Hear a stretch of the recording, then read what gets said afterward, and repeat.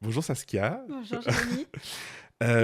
On commence direct dans Allez. l'épisode. C'est ma nouvelle manière de faire. Qu'est-ce qui te rend unique selon toi? Ouh là là, tu Ça m'avais dit qu'il commence y avait une tranquille. première question. Qu'est-ce qui me rend unique? Ouh là, ouais, très compliqué comme question. Euh, Peut-être je dirais que je suis une personne qui a une très très grande empathie. Ah, ok. euh, et que cette empathie me fait voilà, être capable de me mettre à la place de personnes qui vivent des choses que je n'ai jamais vécues ou qui ont des points de vue qui ne sont pas du tout mes points de vue, mais j'arrive quand même, par l'empathie que j'ai, à réussir à mettre à leur place, alors même que parfois on ne partage pas les mêmes valeurs ou voilà, on n'a pas le même passé, mais voilà, ça me permet d'avoir un niveau de compréhension de l'autre et d'acceptation et de tolérance de l'autre qui, je pense, est plus grand que certaines personnes. Voilà. Trop intéressant. Tu penses que ça vient d'où ça? Peut-être peut-être de mon besoin d'être aimé, Ah, tu vois. où tu as développé une écoute, une Ouais, empathie, une ouais, manière de percevoir l'autre ouais. qui fait que du coup, tu as ce truc-là. Je pense en me mettant à la place de l'autre, du coup, comme je suis plus indulgente, plus à l'écoute, plus bienveillante, bah du coup, si je suis comme ça, l'autre, il va m'aimer, tu vois. Alors que si Ah, je suis intransigeante, si j'arrive pas à faire preuve de compréhension, bah, je vais être plus rude et donc l'autre va peut-être moins m'aimer. Enfin, hmm. voilà, je te Ouais, réponds spontanément, hein, j'y non, ai mais jamais c'est trop hyper réfléchi, intéressant. Bah, mais moi, ma conviction, c'est que de toute façon, derrière la question de notre unicité, tu vois, qu'est-ce qui te rend unique, il y a cette idée de notre construction avec notre enfance, notre oui, adolescence, oui, notre environnement, tout ça, a fait de nous la personne qu'on est aujourd'hui. oui, complètement. Et si on a une appétence à être sensible à ce que disent les autres, à les comprendre et tout, c'est forcément qu'il y a un moment, c'est quelque chose qui nous a manqué, on a développé Oui, une oui. manière de le faire, quoi. Effectivement, moi, par rapport à mon enfance, certainement qu'il y a eu quelque chose de l'ordre de peut-être même après mon enfance, c'est que si je suis capable de faire preuve d'empathie et de compréhension vis-à-vis de mes parents et de ce qui s'est passé dans mon enfance, tu vois, rien de particulier, hein, mais Ouais, des ouais, casseroles que je me traîne de mon enfance, oui, comme tout le monde. voilà, comme tout le monde, bah, si je suis capable de faire preuve d'empathie, déjà, je vais leur pardonner des choses que peut-être, si j'étais pas capable de le faire, je vais peut-être moins leur pardonner. Ah, Et pardonner à mes parents, c'est une manière de maintenir le lien avec eux. Alors que si je leur pardonne pas certaines choses de mon enfance, bah, je vais avoir un relationnel qui va pas être fluide, je vais leur en vouloir, tu vois, alors qu'il y ouais, a des trucs qui sont passés il y a 30 ans et c'est bon, on passe à autre chose, quoi. Mais tu vois, si t'es toujours si un peu dans tu la restes rancœur, dans fermé, le ouais. truc, bah, du coup, moi, j'avais pas envie d'avoir ce relationnel avec mes parents, j'avais envie d'avoir un relationnel apaisé avec mes parents, ce que j'ai pas eu pendant longtemps. Ok. Et je pense qu'effectivement, développer cette empathie-là m'a aussi permis de pardonner à mes parents, d'être plus empathique et de me dire ils ont fait ce qu'ils ont pu avec ce qu'ils avaient Ah, mais c'est à ce hyper moment-là, tu intéressant. vois. Je pense que ça C'est, aussi, ça a joué. ton empathie, pour toi, c'est quelque chose que tu as développé sur le tard ou c'est quelque chose que tu Ouais, avais. non, Parce que c'est hyper intéressant parce que souvent, moi, ce que je remarque en coaching, par exemple, ou même avec des invités, c'est que l'enfant a des parents qui peut percevoir comme un peu distants, par exemple, ouais, ou ça peut être n'importe quoi, en tout cas, manque d'amour, on peut le oui, oui, qualifier comme oui, ça.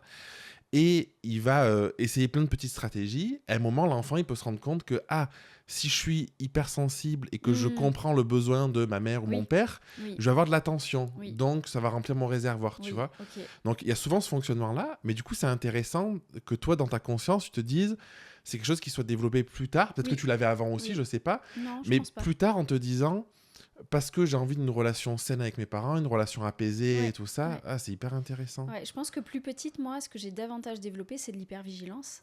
C'est-à-dire Ah. être capable de voir les changements d'émotions chez ma mère, C'est une euh, forme d'hypersensibilité aussi ou... aussi, oui, oui. Hypersensibilité, mais avec un côté. Pourquoi je dis hypervigilance? Parce que du coup, si j'arrive à capter, tu vois, j'en sais rien, le changement d'humeur de ma mère, eh bien, je vais peut-être pouvoir m'adapter. Donc, il y avait cette idée de. Euh, essayer de faire en sorte, en tout cas quand j'étais bien plus jeune, avant l'adolescence, parce qu'après l'adolescence, C'est tu vois, c'est un peu plus l'adolescence. compliqué. Mais un peu il faut que je fasse attention en fait à l'état émotionnel de ma mère pour pouvoir m'adapter. Donc là, c'est pour ça que j'appelle ça un peu hyper vigilance. J'étais vigilante à l'état émotionnel de ma mère pour faire en sorte de m'ajuster un peu. Et je pense effectivement l'empathie, c'est autre chose, c'est quelque chose que j'ai développé après. Alors certainement que ça devait quand même être un peu là parce que le besoin d'être aimé, certainement qu'il est là depuis très longtemps. Mais le fait d'avoir développé de l'empathie par rapport à ça, je pense que c'est venu plus tard.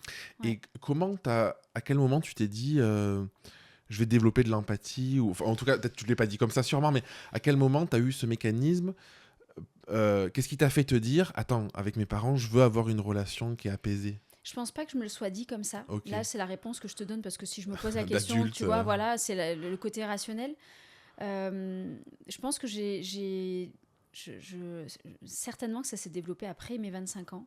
Ok, ah oui, donc tard. Ouais. Ouais, parce que je vois bien qu'autour de mes 20 ans, dans les relations que j'avais, j'étais pas dans cette empathie-là. Puis j'en voulais beaucoup à mes parents quand j'avais autour de la vingtaine. Donc je pense, oui, 25, 27 ans.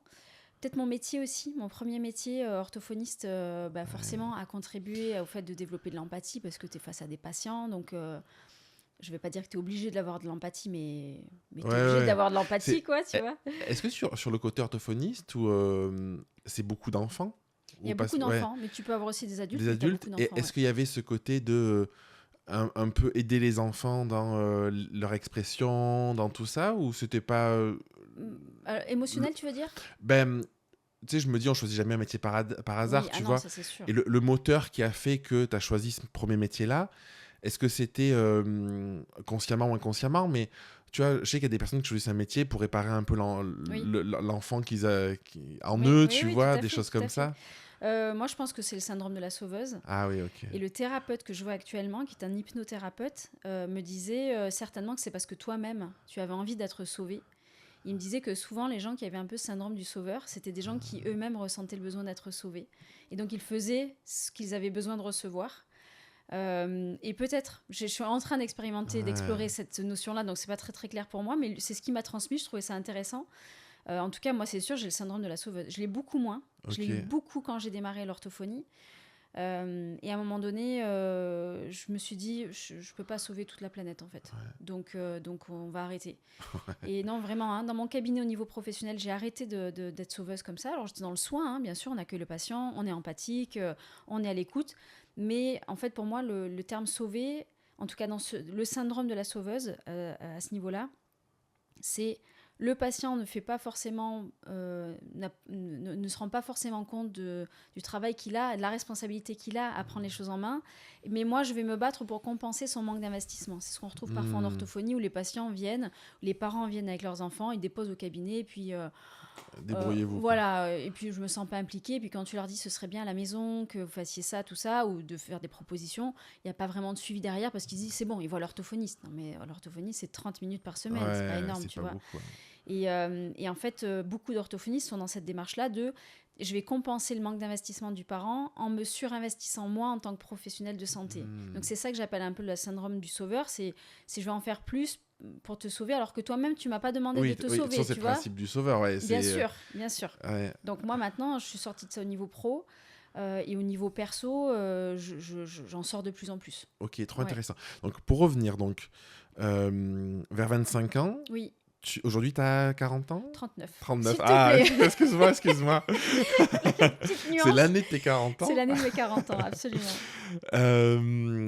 Donc, 39 ans. Donc, à 25 ans, tu commences à te dire ça par rapport à tes parents. Ouais. Qu'est-ce qui te touchait dans le fait de voir qu'il y avait une distance avec tes parents? Enfin, qu'est-ce qui existait déjà où tu t'es dit non, je veux pas ça, quoi. Ouais. Il y avait une certaine neutralité. C'est pas neutralité, c'est un caractère neutre. Je sais pas comment on dit. Oui, ok.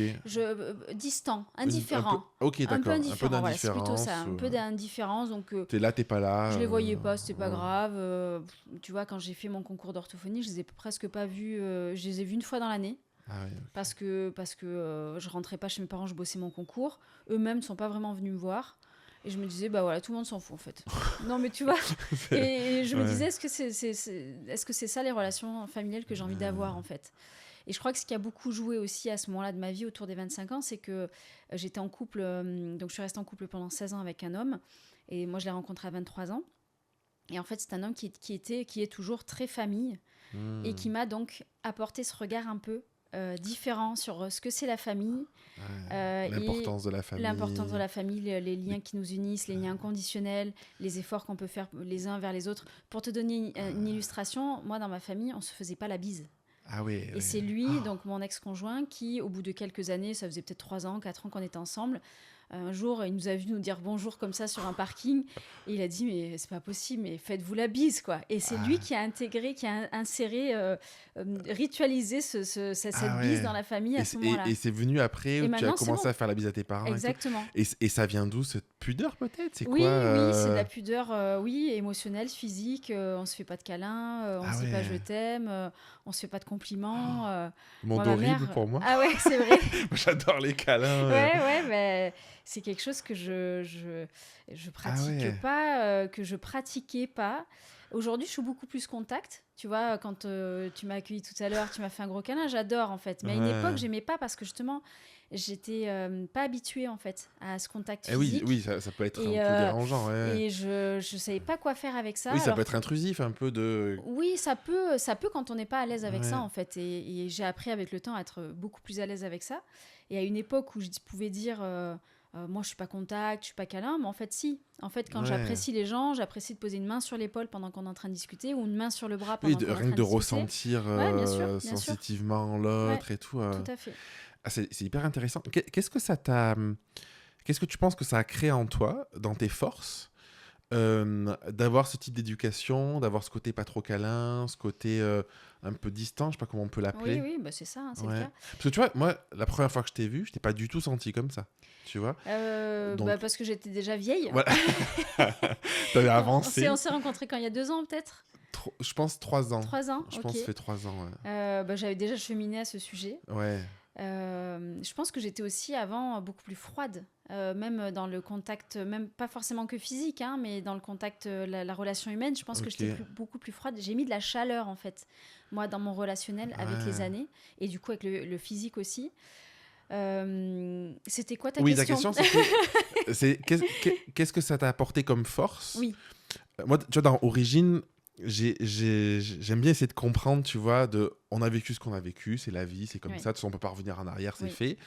Et de comprendre ben, comment ça nous a servi et comment ouais, ça a créé la personne qu'on est aujourd'hui, tu vois. Et quand ok. tu me dis un peu de distance, pas de câlin, ça, j'imagine qu'un enfant ben, qui a pas de câlin, qui a pas ce Mhm. côté, ce Oui, oui, côté-là un peu contenant et tout, ben, ça ouais. peut être déroutant. Donc, est-ce que t'es allé compenser ça ailleurs d'une autre manière que les câlins? Et qu'est-ce que ça a créé comme trait de caractère chez toi, ou comme Mhm. manière de voir le monde et la vie qui te sert aujourd'hui ou qui t'a Ouais. servi par le passé, tu vois? Je pense que ça a créé chez moi une forme d'hyper-indépendance. Ah, ok. Parce que finalement, pas de câlin, pas de mots d'amour et aussi pas trop de soutien sous certains aspects. Même si mes parents ont toujours été globalement là pour moi, c'est-à-dire je les appelle, Oui, ils sont j'entends. là. Mais tu vois, pour te donner un exemple, quand j'ai eu mes concours d'orthophonie, donc à l'époque c'était un concours et tu avais 3% de prix. Donc, j'ai tenté plusieurs concours en France, Ah, j'en c'est ai pas eu beaucoup, ouais. plusieurs, non, c'est pas beaucoup. Et, quand j'ai eu mes concours, donc j'en ai eu plusieurs, ce qui est pas hyper courant et très bien placé. Tu vois, par exemple, à Strasbourg, j'étais deuxième sur Ouais, 3000 personnes incroyable. qui se sont présentées. Donc, Ah, c'est trop bien, tu quoi. vois, le Ouais. truc. Et quand je l'avais annoncé à mes parents, ils m'ont dit c'est cool. C'est Tu vois, bien, bravo. voilà. Et quand je leur ai dit j'ai eu Montpellier aussi, ils ont dit ah ouais. Très Ah bien. ouais, Voilà, ok. donc tu vois, on n'a pas célébré ça, on n'a pas ouvert le champagne, on n'a pas, j'en sais rien, tu vois, sans parler de champagne, mais Oui, je veux oui, mais dire, tu j'entends vois, que... je veux dire, Oui, il n'y a pas l'aspect eu de truc symbolique, de... tu vois. C'est chouette, quoi. C'est Incroyable, on va vraiment... fêter ça, on se fait un Ouais. resto, viens à la maison, viens, enfin tu vois, il y a eu... c'est normal en fait, c'est Ah, normal. En fait, Saskia, ce qu'elle fait, en fait, quand Saskia, elle réussit, c'est normal. Il y avait quelque chose de comme ça, pour moi. ah ouais. Tu vois. Ouais, c'est hyper intéressant. Parce qu'en même temps, c'est aussi une preuve d'amour de... ils ont tellement confiance Oui, dans toi qu'en fait, c'est normal et ça les oui, oui, surprend pas. Et, tout à fait. Mais bon, c'est pas soutenant du coup, tu oui, vois, non, pas aussi, du parce que tout. l'année de concours a été difficile, c'était un concours qui était Ouais. compliqué. J'étais très seule, mais bon, du coup, je pense, ça aussi, tu vois, tu me disais, qu'est-ce que ça a développé chez toi, Ouais, l'hyper-indépendance, mais l'indépendance. aussi un côté, je peux être seule en fait. Je peux être Ok. seule. Je peux vivre seule, je peux ne voir personne pendant des semaines. J'ai eu l'habitude avec mes parents en fait. Je les ai pas trop vus à partir du moment où je suis partie de chez mes parents à 18 ans. Je voyais pas trop de gens. Je rentrais pas chez moi le week-end, même à 18. Hein.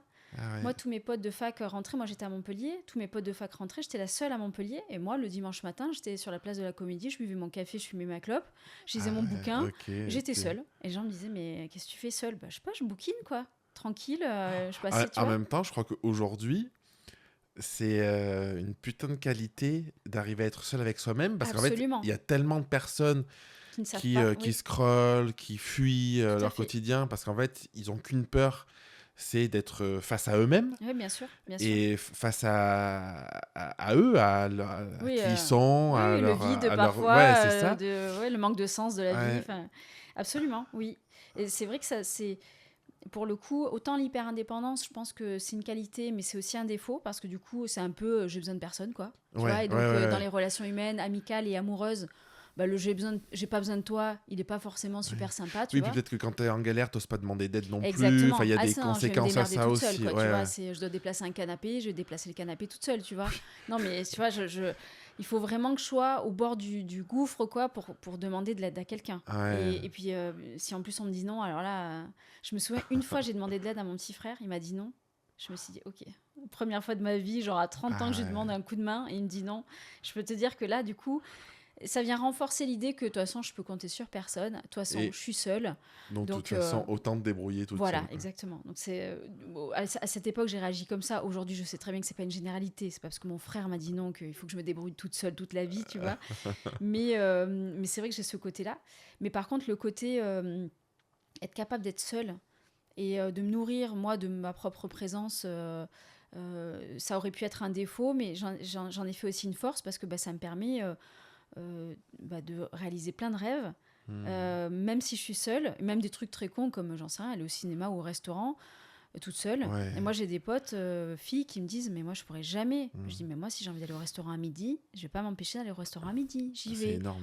J'ai voyagé l'an dernier 2 mois en Indonésie toute seule. Ouais. Je suis partie en sac à dos et on m'a dit mais toute seule sur une île en plus indonésienne qui est pas connue, qui est très très peu touristique, et je suis partie toute seule et il y avait aucun problème quoi. Incroyable. Donc effectivement je peux tu vois faire des trucs toute seule.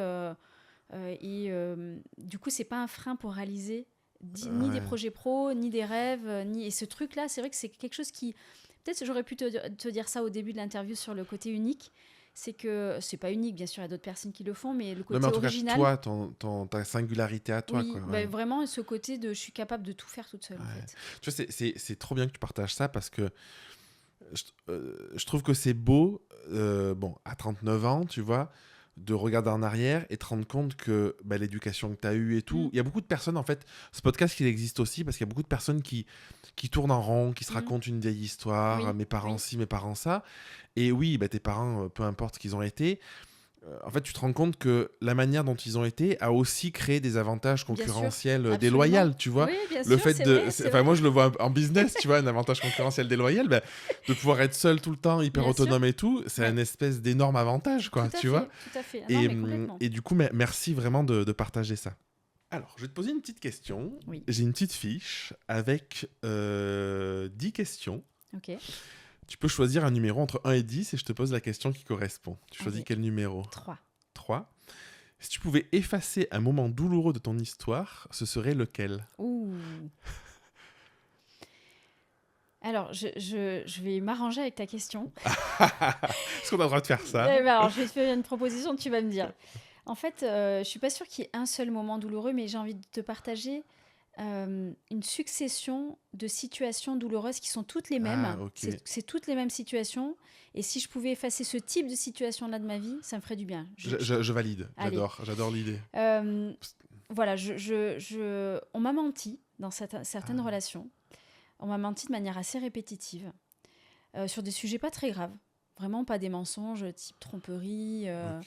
des petits mensonges, j'appelle ça des petits arrangements avec la réalité, tu vois. Ah, un peu déformé ou Ouais, pas tout voilà, on dit dire. pas, mais oui, c'est vrai, je te l'ai pas dit, mais en même temps, j'y ai pas pensé. Enfin, si, j'y ai pensé, mais je me suis dit que. Enfin, tu vois, voilà, on s'arrange un peu Ok. sur des sujets, vraiment, c'est pas grave. C'est pas un sujet game changer pour le couple, mais cette succession de petits mensonges-là, c'est quelque chose qui a pu avoir un impact vraiment très, très fort et sur cette relation en question, mais aussi sur moi, la confiance que j'ai dans les relations hommes-femmes. Ah, c'est trop intéressant. Donc tu vois, c'est pas un événement, mais c'est le même événement qui a été répété plein de fois, parce que Ouais. si on m'avait menti qu'une fois, ça m'aurait pas, je me serais dit bon, hein, des fois on s'arrange un peu. Mais il y a eu vraiment une succession de beaucoup, beaucoup de petits mensonges comme ça sur 2-3 ans. Et ça, je m'en serais passée. Ah, Je m'en serais vraiment passée. Ouais. et tu penses que ces mensonges, ils existaient pourquoi? C'est pour te préserver? Je pense pour préserver la relation. Préserver la Ouais, relation? avec cette idée de si je lui dis la vérité, elle va peut-être plus m'aimer, Ah, elle va peut-être me quitter. si elle sait la vérité sur ce sujet.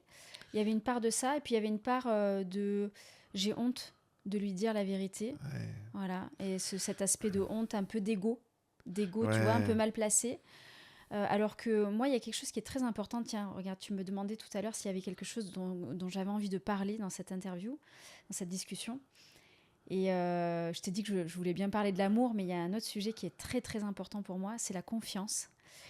Et souvent, on parle de la confiance... Ça va avec le mensonge, du coup. Tout à fait, c'est pour ça que ça vient popper, et c'est vraiment quelque chose qui est important pour moi, parce que souvent, on parle de confiance... Tu sais, on parle de confiance dans le pas tromper la personne. Je parle des relations amoureuses, notamment. Oui, sur l'aspect plutôt...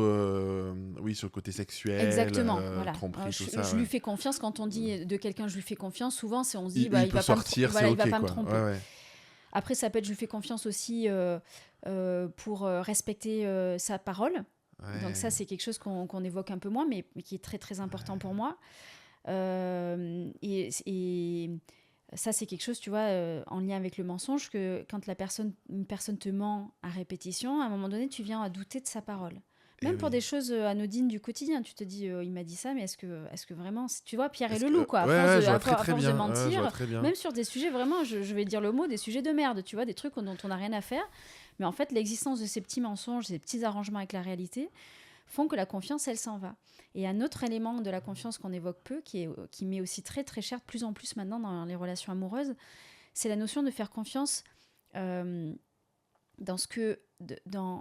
la capacité de l'autre à être en lien dans le couple. Je vais t'expliquer. Par exemple, cette personne là, qui m'a pas mal menti, je te disais, elle avait honte. Certainement, il y a des moments où elle avait honte, il y avait son ego.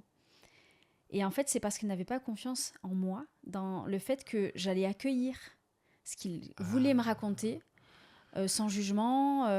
Il avait peur de se sentir jugé. Exactement. Il n'avait pas confiance dans ma capacité à réagir d'une manière respectueuse, bienveillante, empathique, alors qu'on était en couple. Et pour moi, quand tu es en couple, il faut avoir confiance dans cette capacité de l'autre.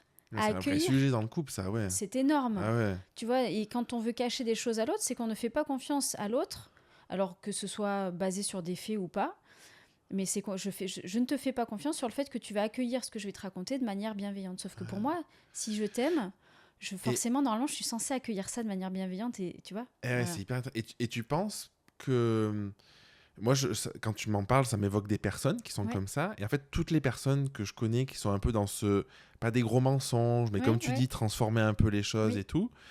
C'est des personnes, justement, qui n'ont pas confiance en elles aussi. Aussi, oui. Et qui, tu vois, et en fait, j'ai l'impression que c'est lié, ce truc-là, de... Ça les aide aussi à se rassurer. Que tu parlais d'ego, tu vois, un peu ce truc-là aussi. C'est quelque chose que tu voyais? Oui, oui, je pense. Alors, je ne sais pas si j'aurais mis le mot de confiance en soi. Parce que pour la personne concernée, c'est pas un terme qui me serait venu, mais tu vois, ça mérite de réfléchir. Si je précise, tu vois, par exemple, j'ai une personne en tête qui va avoir tendance à déformer la réalité ou mentir. Et en fait, donc, quand je dis manque de confiance, c'est qu'en fait, la personne, elle se sent pas à la hauteur. Et elle va déformer la réalité pour indirectement se sentir valorisé, de dire moi je sais par exemple, ou appuyer un peu plus sur un truc qui va faire que elle va avoir ce gain de confiance. C'est sous cet aspect-là. Super intéressant. Alors je vois tout à fait de quoi tu parles. Je suis d'accord avec cette idée que ça peut être un mécanisme que je peux observer. Là, dans la relation dont je te parle, c'était pas vraiment le cas. Mais par contre, cette idée de pas être à la hauteur, elle est quand même assez présente.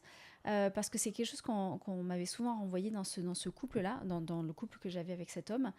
De l'extérieur, il y a des personnes qui me disaient cet homme, il a peur de ne pas être à la hauteur pour toi.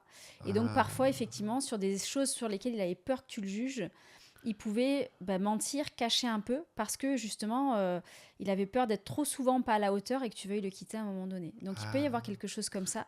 Et en même temps, qu'est-ce que ça veut dire ?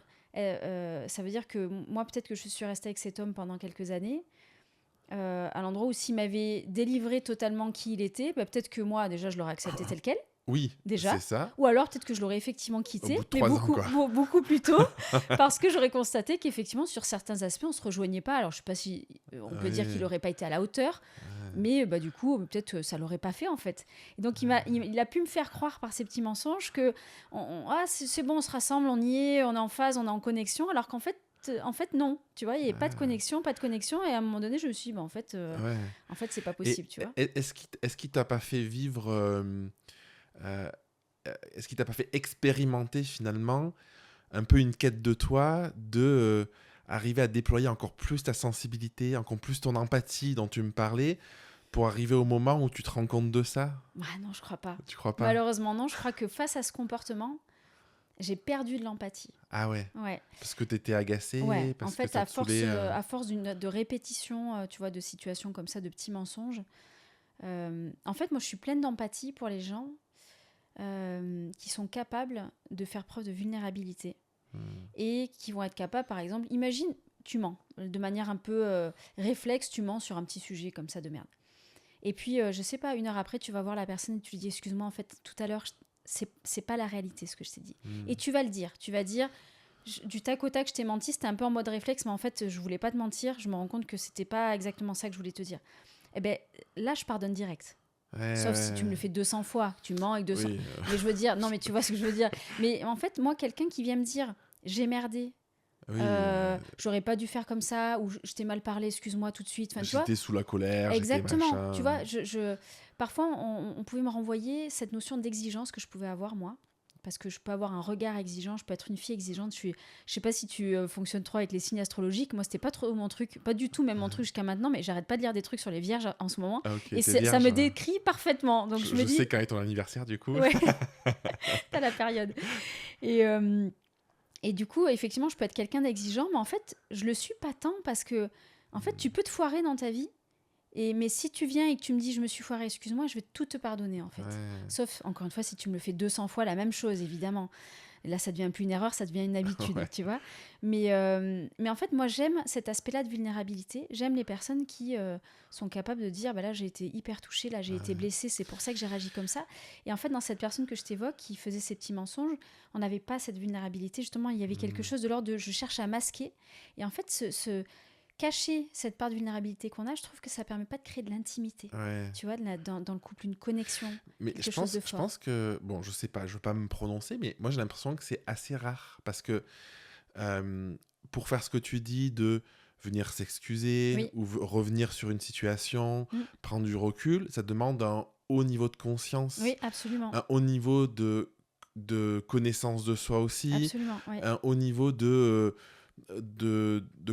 compréhension du fonctionnement psychologique des choses. Enfin, ça demande beaucoup de choses. Tout à fait. Et maturité émotionnelle. De la maturité émotionnelle, tu as raison, c'est exactement ça le terme. Et en fait, il y a beaucoup de personnes qui... Enfin, moi, autour de moi, quand tu me dis ça, tu vois, vraiment, j'ai ce truc-là. C'est marrant que tu parles de ça, parce que j'ai ce truc de... Si je peux pas faire quelque chose, je vais dire à la personne, j'ai pas envie, je suis fatigué, machin. Il y a 15 ans ou 20 ans, que j'étais plus jeune, j'aurais dit... ah non, je sais pas, j'aurais trouvé un bobard, tu vois. Aujourd'hui, c'est trop important pour moi, ce sujet-là, parce que je connais des personnes dans mon entourage qui ont ce côté un peu mensonge facile, tu vois, ou transformation de la réalité.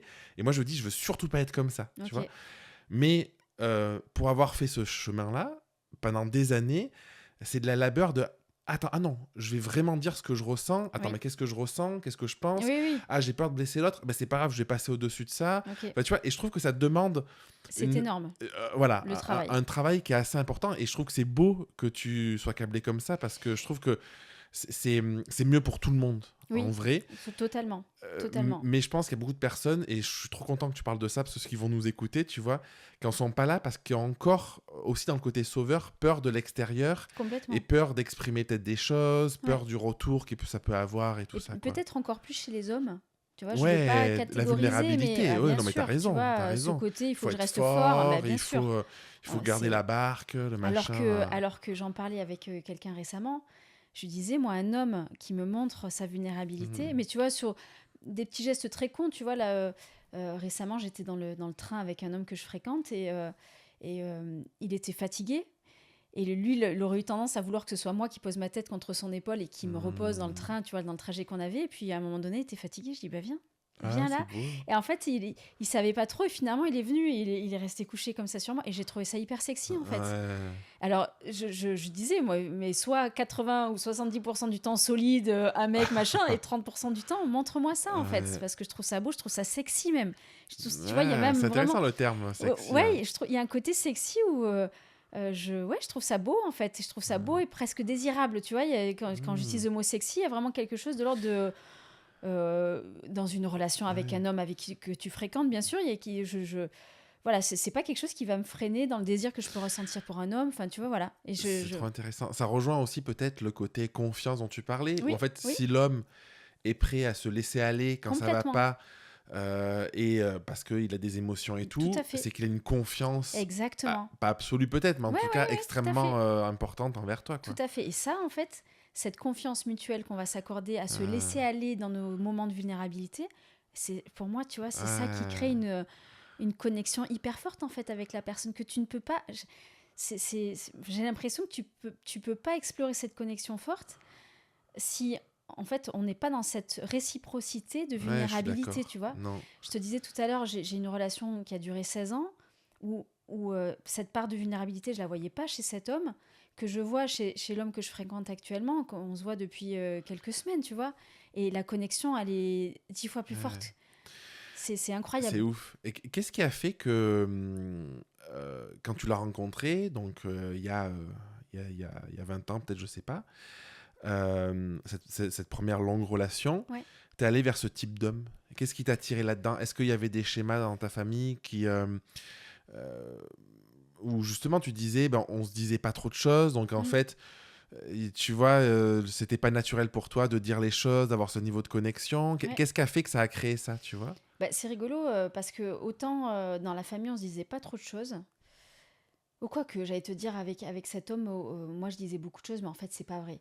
En fait avec cet homme j'étais beaucoup dans la communication, mais pas forcément dans la communication de mots d'amour ou de mots d'intimité. Mais du coup je réponds pas à ta question, c'est juste Ouais, que ça vas-y, fait vas-y, popper vas-y. quelque chose dans ma tête. Mais qu'est-ce qui a fait que je me suis tournée vers cet homme? T'es pas obligé de répondre à la question, hein. Si Ouais, tu veux partir non, mais ailleurs, c'est tu que, en peux. fait, j'allais te dire, oui, c'est vrai que j'ai pas grandi dans de la communication autour de l'amour. Puis je me suis dit, mais en fait, avec cet homme, je communiquais énormément. Mais en fait, il n'y avait pas de Pour communication des de. futilités, quoi, du Non, non, quotidien. non, on pouvait parler de choses profondes, mais pas. Il manquait. Il y a un degré Pas des d'intimité que. besoins de l'autre. Ouais. En tout cas, lui, de son côté, c'était très compliqué. Il fallait que je tire vraiment les verres du Ouais. nez. Parce que j'ai appris à communiquer autour de mes ressentis. Moi, cette maturité, cette intelligence émotionnelle, moi, je l'ai développée, on va dire, depuis que je m'intéresse à fond au dev perso, on va dire depuis une bonne dizaine d'années. Ok. Où j'ai vraiment développé. J'ai pas de l'intelligence émotionnelle tout le temps. Oui, Parfois, je suis un être humain, je dérape et tu vois, je vais être en colère. Mais effectivement, j'ai développé une vraie compétence à ce ouais. niveau-là de maturité émotionnelle, de capacité à prendre du recul sur les situations, de parler de ce que je ressens. Voilà. Donc ça, je l'ai développé avec cette relation de 16 ans. Peut-être pas tout de suite, puisque j'étais quand même jeune quand je l'ai rencontré. Mais lui, c'était pas naturel chez lui. Et ça m'a demandé beaucoup d'énergie de lui faire exprimer les choses. Donc ça aussi, ça a été quelque chose d'une part compliquée dans la relation. Parce que dans le fond, je suis pas sûre que lui, il avait très envie, tu vois, D'être comme ça, quoi. Voilà. Ouais. Il le faisait parce que par la force des choses, je l'obligeais Ouais. à s'exprimer. Mais dans le fond, je suis pas sûre qu'il était dans l'expression totale. Tu vois, je pense qu'il y a Ouais. toujours de la retenue. Mais peut-être qu'effectivement, tu vois, c'est rigolo quand tu m'as posé la question, tu as commencé à poser, je te le partage, parce que je pense que c'est bien de parler des vulnérabilités aussi là dans le podcast, dans le moment que je vis, c'est quand tu as posé la question sur qu'est-ce qui a fait que tu as choisi cet homme par Ouais. rapport à ton passé, j'ai mon pied qui a fait comme ça, je sais pas si ça se verra là, mais j'ai eu un petit mouvement, Ouais, parce que ok. je me suis jamais posé la question de qu'est-ce qui m'a fait le choisir. Ah. Euh, Après, c'est inconscient, hein, de toute façon. mais évidemment, Mais bien avec la sûr. conscience que tu as Mais je me des suis, années tu vois, après. je sais ce qui m'a fait rester. Ok. En partie. En tout cas, il y a des éléments qui sont montés à ma conscience de pourquoi est-ce que je suis restée. Certainement qu'il y a des éléments inconscients aussi. Qu'est-ce qui m'a fait le choisir Franchement, je ne sais pas si à 23 ans, j'ai choisi. Tu vois Tu crois ça? Non, mais je veux dire... oui, non, bien sûr. Je pense pas que je me sois posé la question Ah non, de... ça, je Tu pense vois, pas. Oui, oui, je suis d'accord. je l'ai rencontré, j'ai aimé son Non, oui, sourire, j'ai aimé son dynamisme. Il a fait une blague au serveur quand j'ai rencontré, il m'a c'était fait rire. chouette. Ouais. Un truc aussi con que ça. Et après, je suis restée avec lui. Bien sûr qu'il y a des raisons inconscientes, mais que je n'ai jamais... en fait, je me suis jamais dit, est-ce que je reste avec cet homme? Ouais. Je suis restée avec cet homme, en fait. Tu Ouais, vois. c'est intéressant. Tu sais, ma psy, moi, elle m'a toujours dit les inconscients se parlent. Ouais. Et derrière ma question, il y a cette idée de, bien évidemment, 23 ans, tu te dis pas pourquoi je suis avec lui, machin Oui. et tout. Question que T'as je peux me poser aujourd'hui, tu Mais vois. oui, mais voilà, Là, oui, là, mais par oui. contre, Mais t'as un feeling, et puis il y a voilà. un truc et tout, tu vois. Mais en fait, moi, je te pose cette question parce que je peux pas m'empêcher de voir tous les jours que, en fait, quand je te disais tout à l'heure, on choisit pas son boulot par hasard et Ouais, tout, ouais. que, en fait, on va vers des schémas qui nous sont familiers, confortables, Oui, agréables, connus, oui, tu vois. oui. Et du coup, moi, en toile de fond, dans ce côté Ouais, origine, ouais. ma question, indirectement, c'est à 23 ans, tu choisis cet homme-là. Qu'est-ce qui fait que tu as choisi cet homme-là par rapport à ton passé, ton histoire, ton Mm. vécu, tu vois. Et je discutais avec une amie hier où elle a un passif avec un côté un peu pervers narcissique, Ok, tu vois, tout ouais. ça. Et avec le recul, elle se dit, bah oui, je suis allée vers là parce que c'était du connu.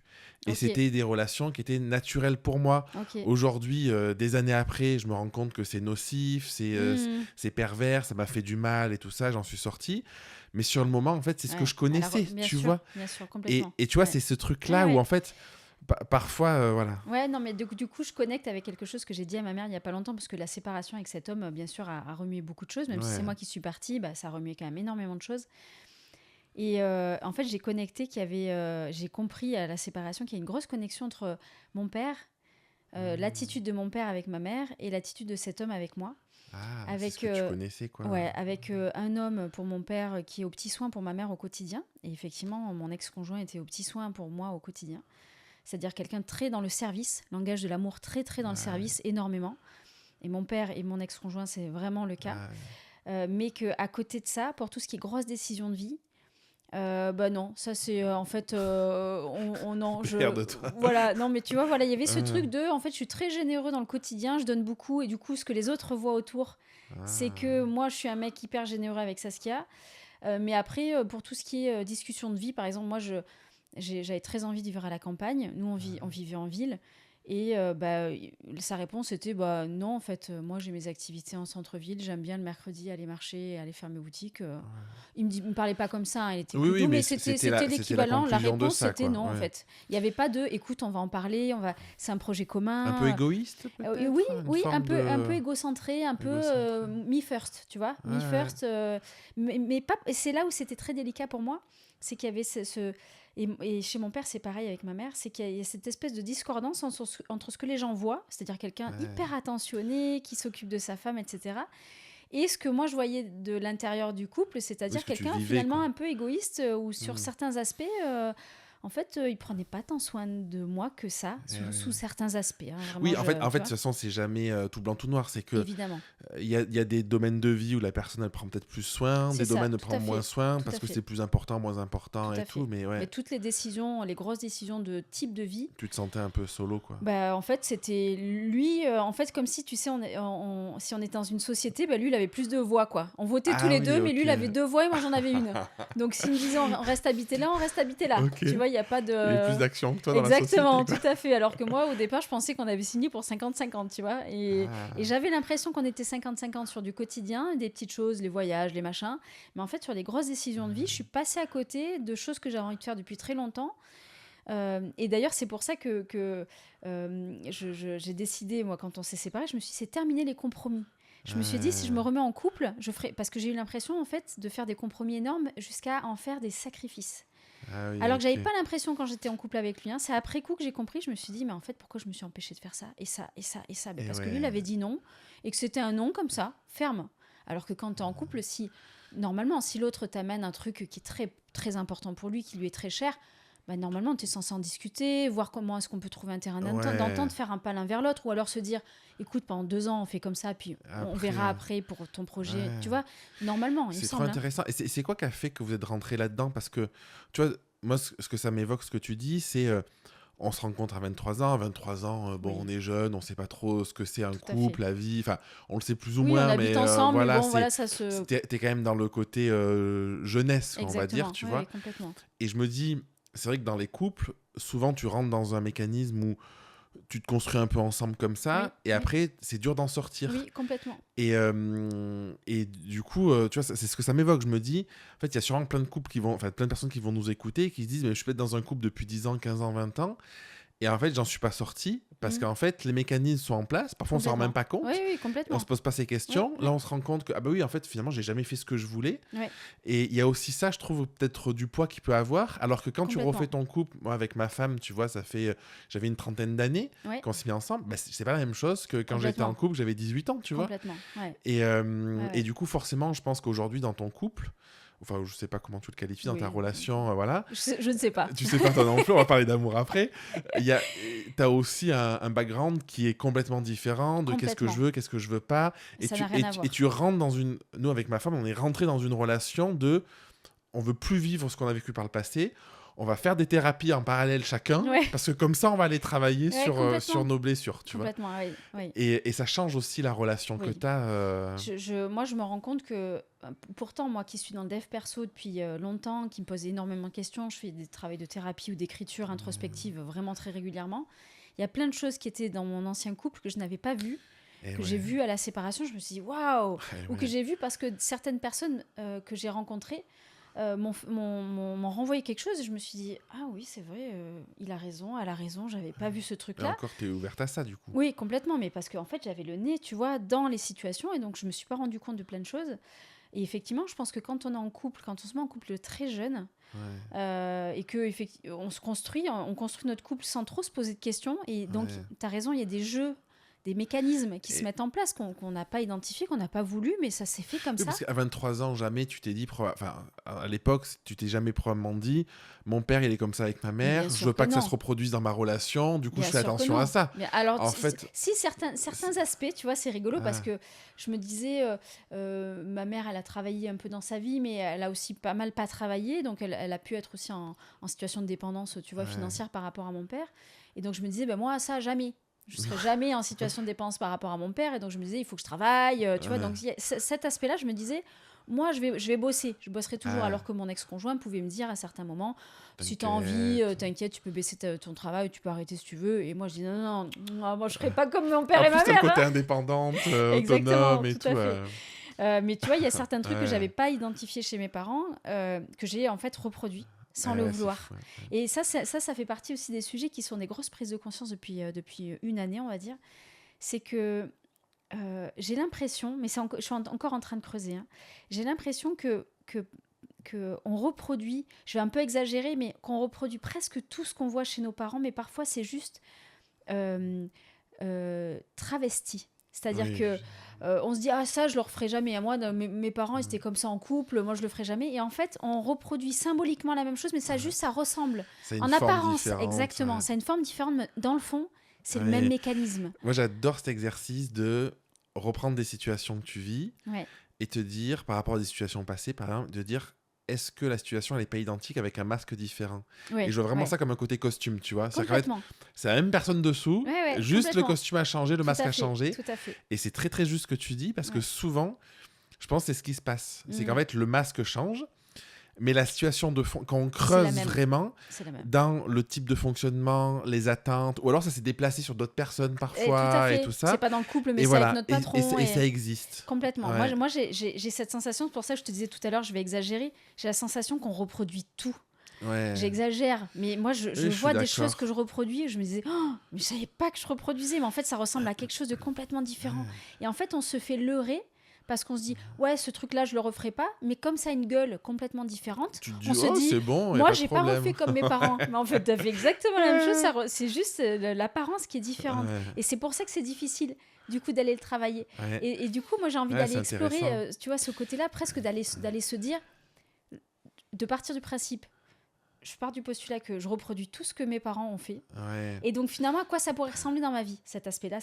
Et tu vois, d'aller vraiment chercher de manière volontaire. Il y a un super exercice en coaching qui existe, qui est de prendre des situations ou des traits de caractère ou des choses que tu rejettes chez tes parents, tu vois. Ok. Et consciemment, aller voir en quoi tu les as en toi. Ok. Donc vraiment consciemment, Ça vient gratter, quoi. pour gratter, pour ramener Ouais. cette conscience de toute façon, ces trucs-là que j'ai, je rejette. Tu peux faire ça avec des inconnus aussi, Oui, tout bien ce que sûr, tu bien sûr. rejettes, c'est quelque chose que tu as Oui, en toi tout à souvent que tu fait. n'oses pas exprimer, tu vois. Et ensuite d'aller voir chez tes parents, c'est quoi le bénéfice d'être comme ça? Ah ouais, super Pour intéressant. réintégrer le truc de... Parce que souvent dans ces trucs-là, on veut pas parce qu'on part du principe que c'est pas bien, Oui, oui, tu tout à vois. fait. Alors qu'on peut faire un pas de côté, Ou- constater qu'il y a des avantages, en Et fait. en fait, le fait de rééquilibrer tes perceptions émotionnelles et te rendre compte que ok, en fait, j'ai une vision qui est biaisée parce que j'ai Mhm. pas une vision neutre, Bien sûr, parce que forcément, bien sûr. et de réintégrer ça, de voir comment je l'ai en moi, Mhm. pour réintégrer cette part-là en toi que tu rejettes aussi Oui, indirectement, oui, oui. et ensuite de voir c'est quoi les avantages, les bénéfices pour ma vie ou les avantages secondaires Mhm. d'être comme ça, donc d'être comme Oui. mon père, comme ma mère. Ça permet vraiment de décharger émotionnellement de ce Mhm. truc de ok, en fait, c'est ok d'être comme ça. Et moi, j'ai l'impression que c'est souvent à ce moment où c'est ok que c'est plus un sujet Oui, et que complètement. tu sors du mécanisme aussi. Et ça C'est marche vrai. aussi dans le côté fantasme. Parce que Ah ouais. parfois, ben, moi, ce que je remarque, c'est parfois on se dit, on va valoriser un de ses deux parents. Ah, Ouais. c'est génial. Ouais, Ah, ma c'est... mère, elle est plus comme ci, mon père est plus comme ça. Et c'est hyper intéressant aussi de le faire dans l'autre sens, de voir c'est quoi les inconvénients Ah ouais, d'être comme ça. ok. Parce que, en Oui, il y fait, a toujours les deux revers de la mais de toute pièce. façon, tout ce qu'on Toujours. valorise, ça veut dire qu'on minimise un truc à un Tout à moment, fait. tu vois, et ça veut dire qu'on n'est pas équilibré, c'est parce qu'on Oui. pense qu'il y a un truc qui est mieux qu'un autre Oui, ou oui, moins tout à bien fait. qu'un autre. Tout à fait.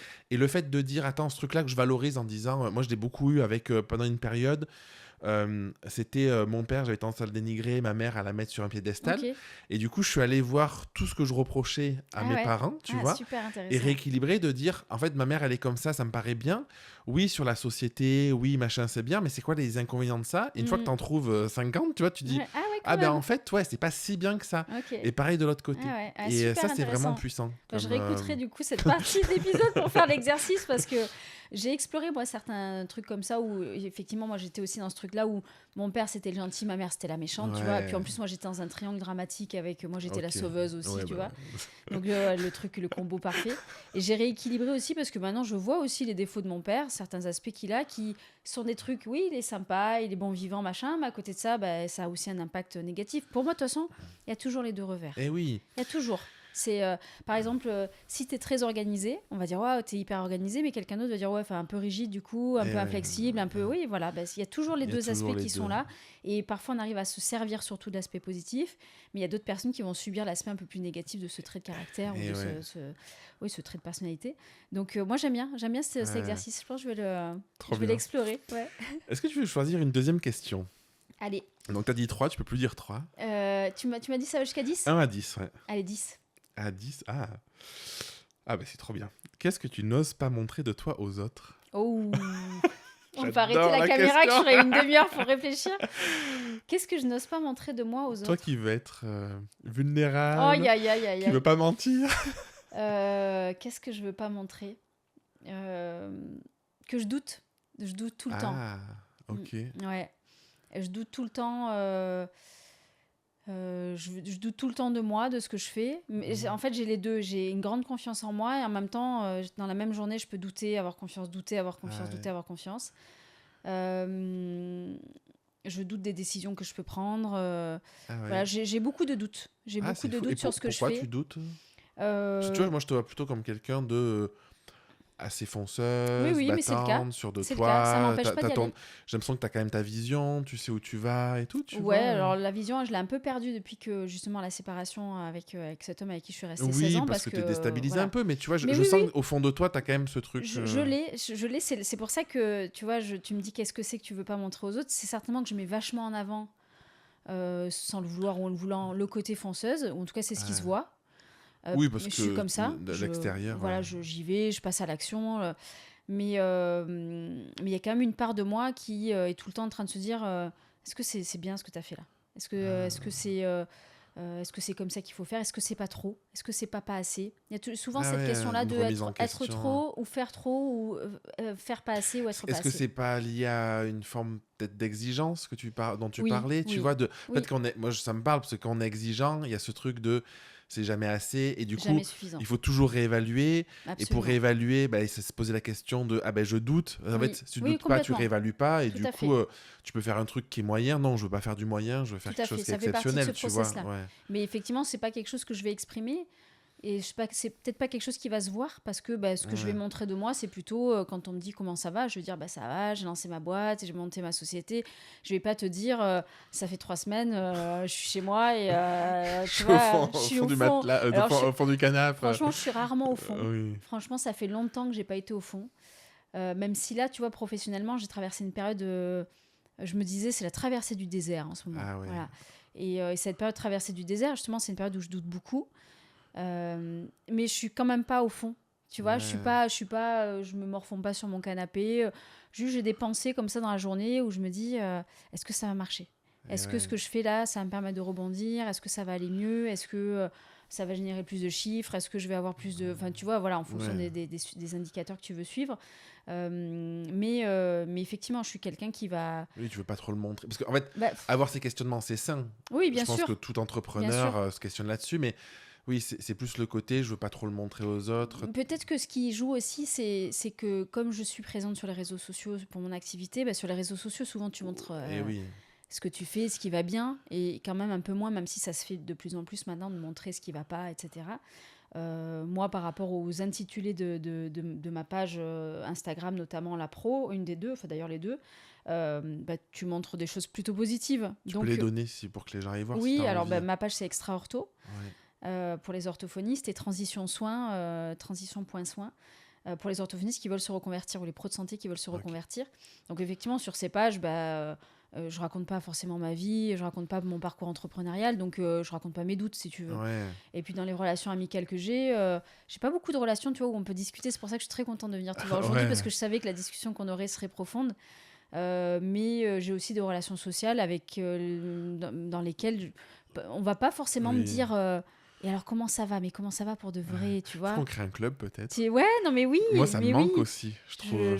Moi je trouve que les relations peut-être des relations que j'ai depuis longtemps, si tu veux, des vieilles relations avec des personnes qui justement font pas ce travail d'exploration de maturité Ouais. émotionnelle, d'exploration de soi, du coup c'est des personnes que j'aime beaucoup, hein, mais avec des conversations qui parfois manquent un peu de profondeur, Ouais, tu vois. je vois très très bien. Et c'est dommage. Ouais. Des fois, tu dis, et moi, quand je te demande comment ça va, les gens me disent ça va, et puis ils passent à autre chose. Non, Ouais. non, en fait, comment ça va? Ouais. Viens, Mais t'as ce tu vois. truc-là, quand tu m'as envoyé le message ce matin en me disant j'arriverai un peu plus tard, Oui. est-ce que c'est OK pour toi et Ouais. tout, on voit que t'as ce truc de considérer Ouais, l'autre, ouais, bien sûr, bien sûr. de pousser la personne à exprimer au-delà et Oui, tout. oui. Et j'imagine, moi je suis un peu comme ça aussi, si t'as pas le retour en fait, c'est frustrant parce que t'as l'impression que la relation elle est un peu plate en fait et c'est pas stimulant, Complètement. tu grandis pas finalement. C'est en rapport avec ce que tu disais tout à l'heure, que la plupart des personnes n'ont pas fait ce travail d'exploration intérieure et Ouais. d'exploration de la vulnérabilité, des émotions, Ouais. des ressentis, des besoins, etc.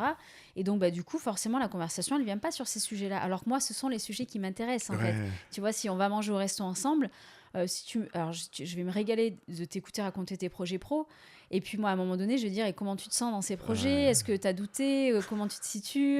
Et avec ta compagne, et, tu vois, et moi, c'est ça qui m'intéresse. Moi, les discussions, on est 40 autour de la table et où, en fait, on Il se s'entend passe pas, rien, ouais. on est en train de parler, on se fait des vannes et des trucs. Moi, ça me casse les bonbons, tu vois. Ouais. Moi, je veux qu'on soit 6 autour de la table max. Non, mais Ça fait rire, c'est qu'on a fait la soirée, on Oui. était invités il y a quelques Oui. semaines là. En fait, on parlait tous les deux, ils nous Oui. disaient bon arrêtez là, on commence et tout, oui, tu oui, vois. oui, Et tout je à pense fait. qu'on Moi, est comme c'est ça, on mais a ce truc oui, là. parce que Oui. moi, c'est ça que j'aime. En fait, j'aime Ouais. connecter vraiment avec la personne. Moi, que tu me racontes ta vie en surface, je m'en fous en fait. Vraiment, j'ai envie de te dire, et peut-être qu'un jour j'arriverai à être capable de dire à une personne en face, écoute, là je sens que, viens, on essaie d'aller un peu plus en profondeur sur la conversation, mais je sais qu'il y a des gens, ils ne veulent pas. Il y a des gens, ils sont pas prêts, Ouais. et des gens, ils veulent pas parce que c'est trop compliqué pour eux en fait. Tu vois, d'aller parler des émotions, des ressentis. Ils y arrivent même pas, Non. certains. Tu Non. vois, au-delà de parfois pas vouloir, parce que Oui, c'est oui. difficile, il y en Oui. a, en fait, je me rends compte, ils sont jamais posé ces questions. Ouais. En fait, ils sont même pas connectés à. Tu dis comment tu te sens. Ouais. Bah quoi, en Ouais. fait, Ouais, ça va. ça veut dire quoi sentir? Et tu te dis, bah intérieurement, est-ce que tu as des douleurs, des machins? Et il y a des gens, ils sont jamais rentrés dans leur Mais corps. bien sûr, bien sûr. Ils se sont jamais posé la question de est-ce Ouais. que je me sens apaisé? Comment je me sens, en fait? Est-ce- Ouais. et ça veut dire quoi? Comment je me sens? Tu vois? Ouais, c'est fou. Hein. C'est vraiment. Mais moi, je l'ai vu, tu vois, j'ai eu fait des soirées, évidemment, comme tout le monde. Et moi, les soirées où il y avait une personne, vraiment, c'est des trucs que j'aime pas trop. Ouais. Et donc, en général, j'essaie de... hop, je capte une personne et puis j'essaie d'aller discuter avec cette personne. Alors même si c'est quelqu'un que je connais pas beaucoup, je vais m'intéresser vraiment très très sincèrement à sa vie. Et je me rends compte qu'il y a certaines personnes, en fait, quand tu creuses un peu, elles peuvent parler pendant 2 heures de leur vécu et tout, parce qu'en fait, elles en ont gros sur la patate. Elles n'ont pas d'espace de parole dans leur quotidien. Non, mais c'est vrai. Ça me fait trop rire, je te dirai après pourquoi. Non, mais et en fait, les gens, ça leur fait du bien, en fait, quand ils ont quelqu'un en face qui écoute. Et des fois, on me dit, attends, j'ai pas envie de te faire chier avec mes problèmes. Et je dis, mais moi, tu me fais pas chier du tout, j'adore. Raconte-moi. Qu'est-ce qui se passe avec ton patron? Qu'est-ce qui se passe avec ton mari? Vas-y, quoi. Moi, ça me fait kiffer ces conversations. Mais c'est parce que je pense que c'est rare d'avoir des espaces où on est en pleine écoute active de toi, tu vois. Et moi, ça me faisait rire ce que tu disais parce que moi, je fais plein de soirées business où en fait, je recrute pour mon podcast des personnes. Enfin, j'ai pas pour ça, mais en fait, c'est parce qu'à un moment dans la soirée, au lieu de parler à 10, 15, 20 personnes, j'ai parlé à une personne. Je passe 2 heures à parler à une personne. Il y a plein de gens qui me disent ah, c'est dommage, machin et tout. Je dis c'est trop bien. Et en fait, je parle à une personne et ça me fascine. Et là, ça m'est arrivé il y a 15 jours. C'est une personne qui va venir dans le podcast. Je lui dis j'ai pas beaucoup d'hommes parce que c'est plus difficile que d'amener les hommes dans ces sujets-là. Et je discute et tout. On a passé 1 heure à discuter, il me racontait sa vie. Je dis, tu veux pas venir? Il me dit, ah, c'est un vrai challenge et tout. J'ai insisté. Il m'a dit, ok, je viens. Génial. Et j'adore, tu vois. J'adore vraiment ce truc-là parce qu'il y a une profondeur. Il y a, comme tu dis, il y a une vulnérabilité et tout. Et puis, t'apprends, en fait. Moi, tu vois, moi, je peux je peux ne pas parler de moi pendant 3 heures à quelqu'un à qui je vais poser des questions, mais vraiment sincères sur la vie, sur les ressentis, et qu'est-ce que c'est que d'avoir des enfants, et t'as fait une grossesse extra-utérine, raconte-moi, et tu vois, de poser des questions comme ça. Et moi, ça me nourrit, en fait. Ça me nourrit parce que j'ai un réel intérêt pour la personne, que la connexion me plaît, tu vois, et vraiment, dans ces moments-là, je prends mon téléphone, en général, là j'ai posé le téléphone parce que j'ai vérifié qu'il était éteint, mais moi, dans ces moments-là, normalement, j'enlève mon téléphone même de l'espace pour qu'on soit en fait en pleine connexion, que je ne sois pas décontenancée par une vibration, un truc. J'ai envie d'être pleinement avec la personne.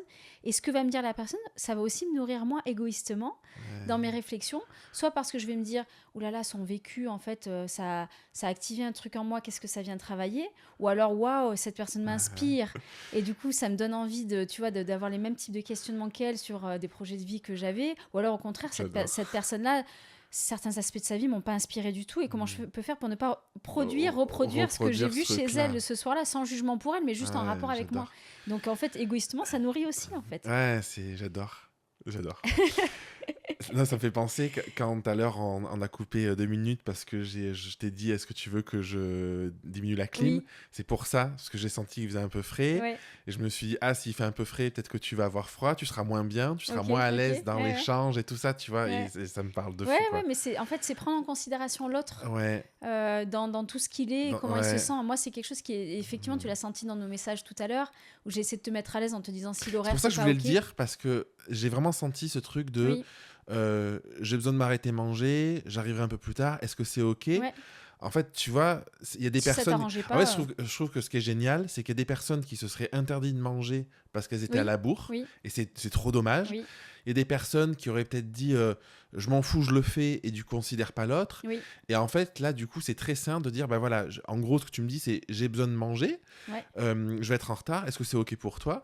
Tu me laisses la place de me dire est-ce que c'est ok ou pas ok, de trouver une autre solution. En fait, tu vois, je trouve que c'est pour revenir sur la discussion de ce langage un peu de partager, de pas mentir, de pas cacher, d'être ouvert et tout. C'est un bon exemple, quoi. Complètement. Mais ça, c'est très important pour moi dans les relations de m'assurer que la personne en face ait les clés pour oser me dire.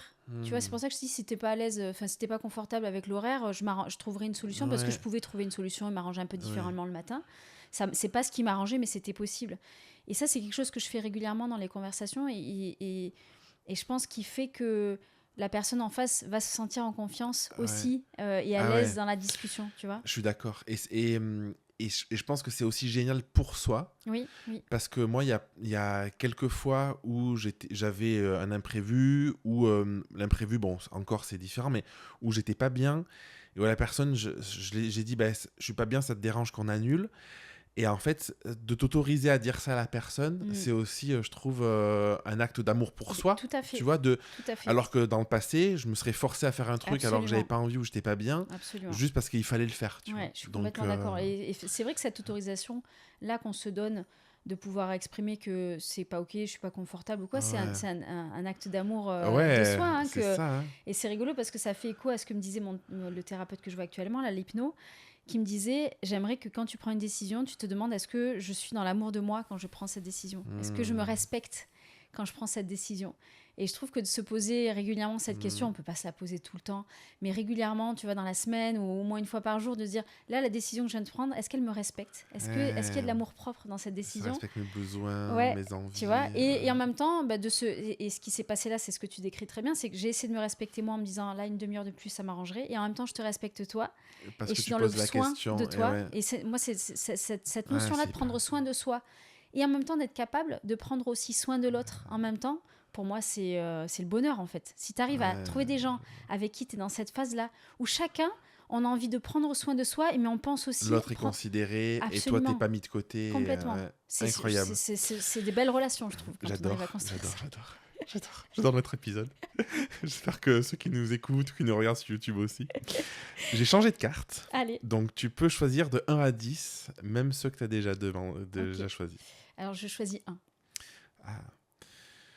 Bon, je pense que tu as un peu répondu, mais peut-être que tu vas pouvoir approfondir. Quelle est la force que les autres te reconnaissent souvent ?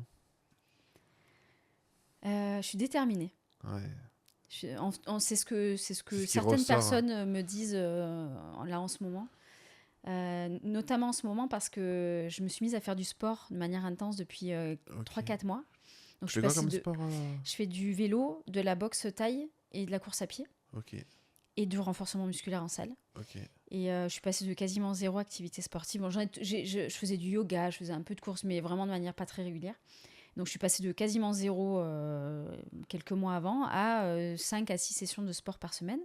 Ouais, donc quasiment tous les jours. Ouais, quoi. quasiment. Ouais. Les semaines où c'est un peu compliqué, c'est 4, mais voilà, entre 4 et 6. Ouais. Et donc, il y a ce côté, waouh, tu lâches rien, t'y vas, c'est super. Pour le boulot, c'est pareil.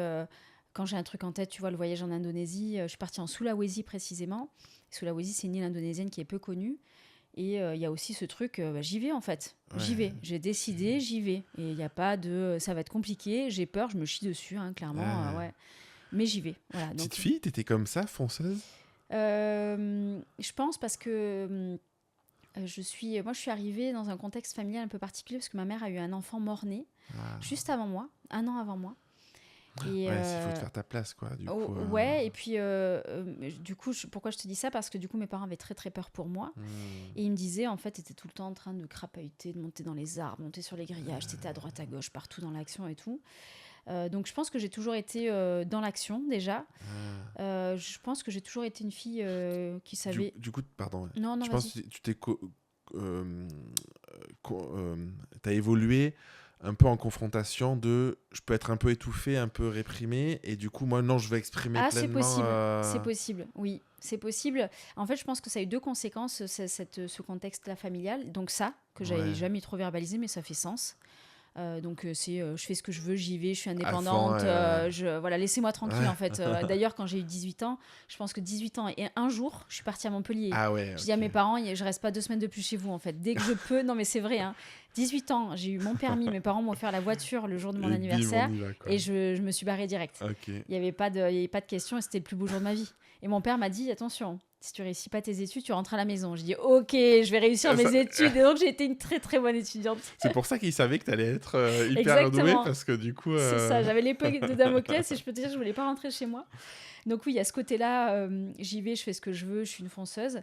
Mais ce que ça a apporté aussi en inconvénient, on va dire, ce contexte familial de l'enfant mort-né juste avant moi, c'est que mes parents m'ont considérée comme étant fragile de facto en fait.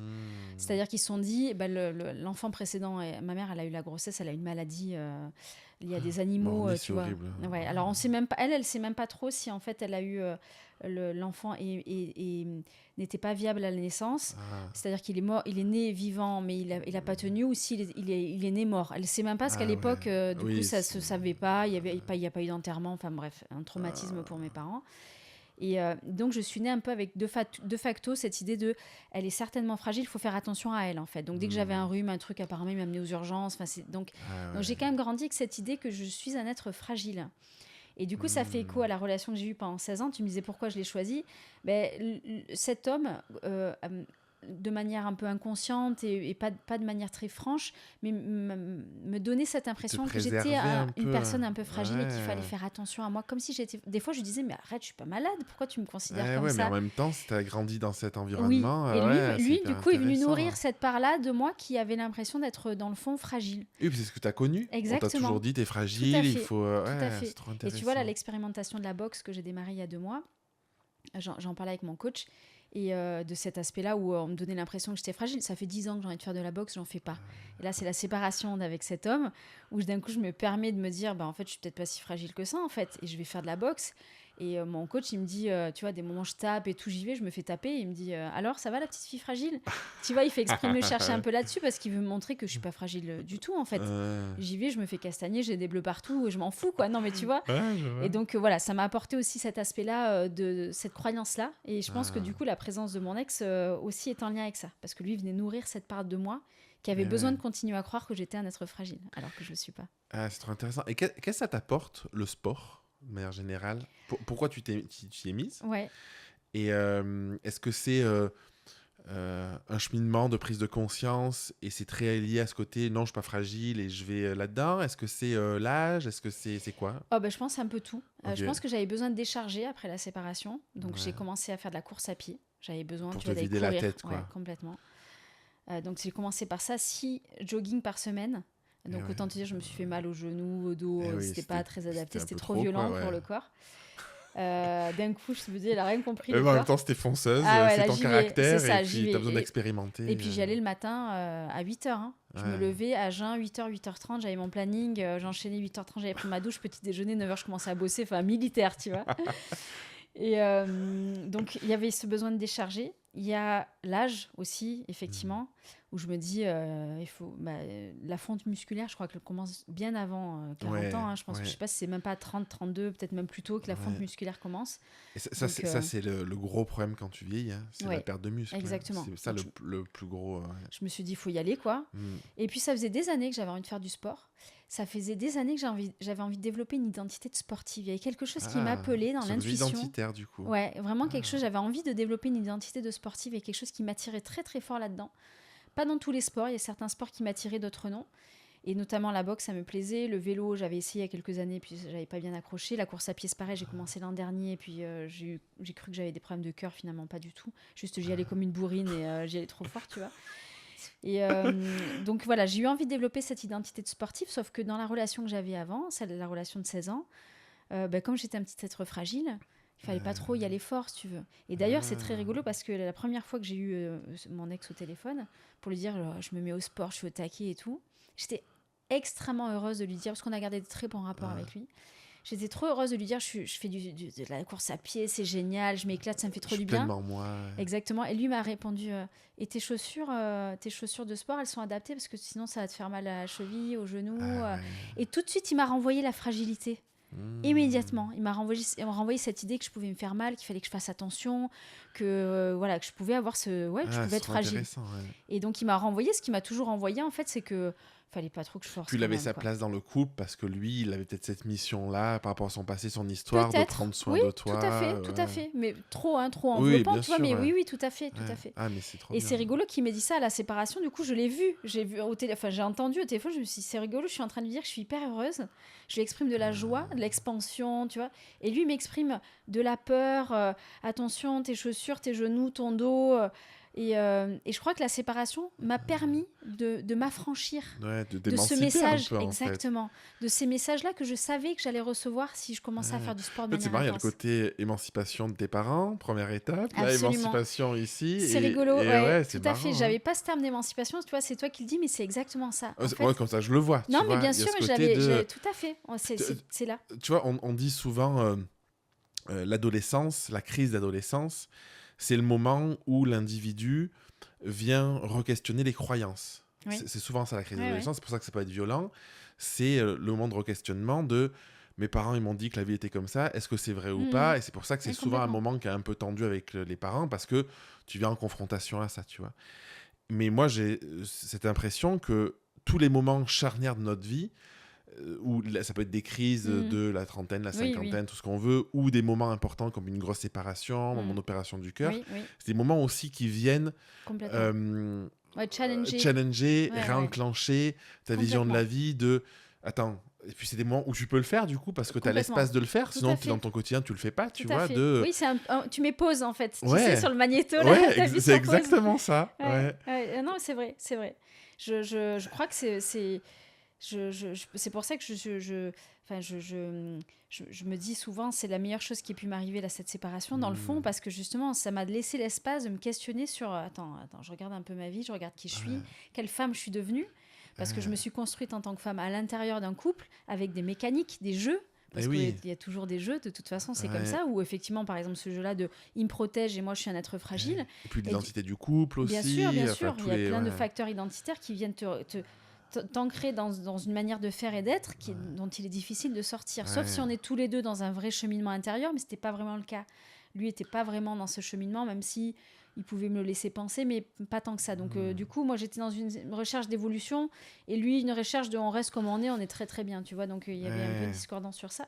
Mais effectivement, je pense que le terme d'émancipation, dans ce type de situation, en ouais, tout cas c'est ça. quand on se sépare, moi, je le ressens très, très fort. Il y a vraiment cette permission que je me donne, tu vois, de faire ce que j'avais envie de faire. Et moi, j'avais envie de faire du sport de manière intense parce que moi, faire du sport 2 fois par semaine, ça me casse les bonbons, tu vois. Soit t'y vas pas, quoi. Exactement, Ouais. je suis comme ça, tu vois, c'est ce côté déterminé où Ouais. moi, faire du tennis 1 fois par semaine et évoluer, tu vois, mollement pendant des années. Non, mais tu vois, il y a ce côté mou. Avec Lauriane, elle parlait de mollusques. Non, mais c'est un peu ça. C'est un peu Ouais. ça. Je pense qu'avec Lauriane, on se ressemble aussi beaucoup. C'est pas pour rien qu'on est amis.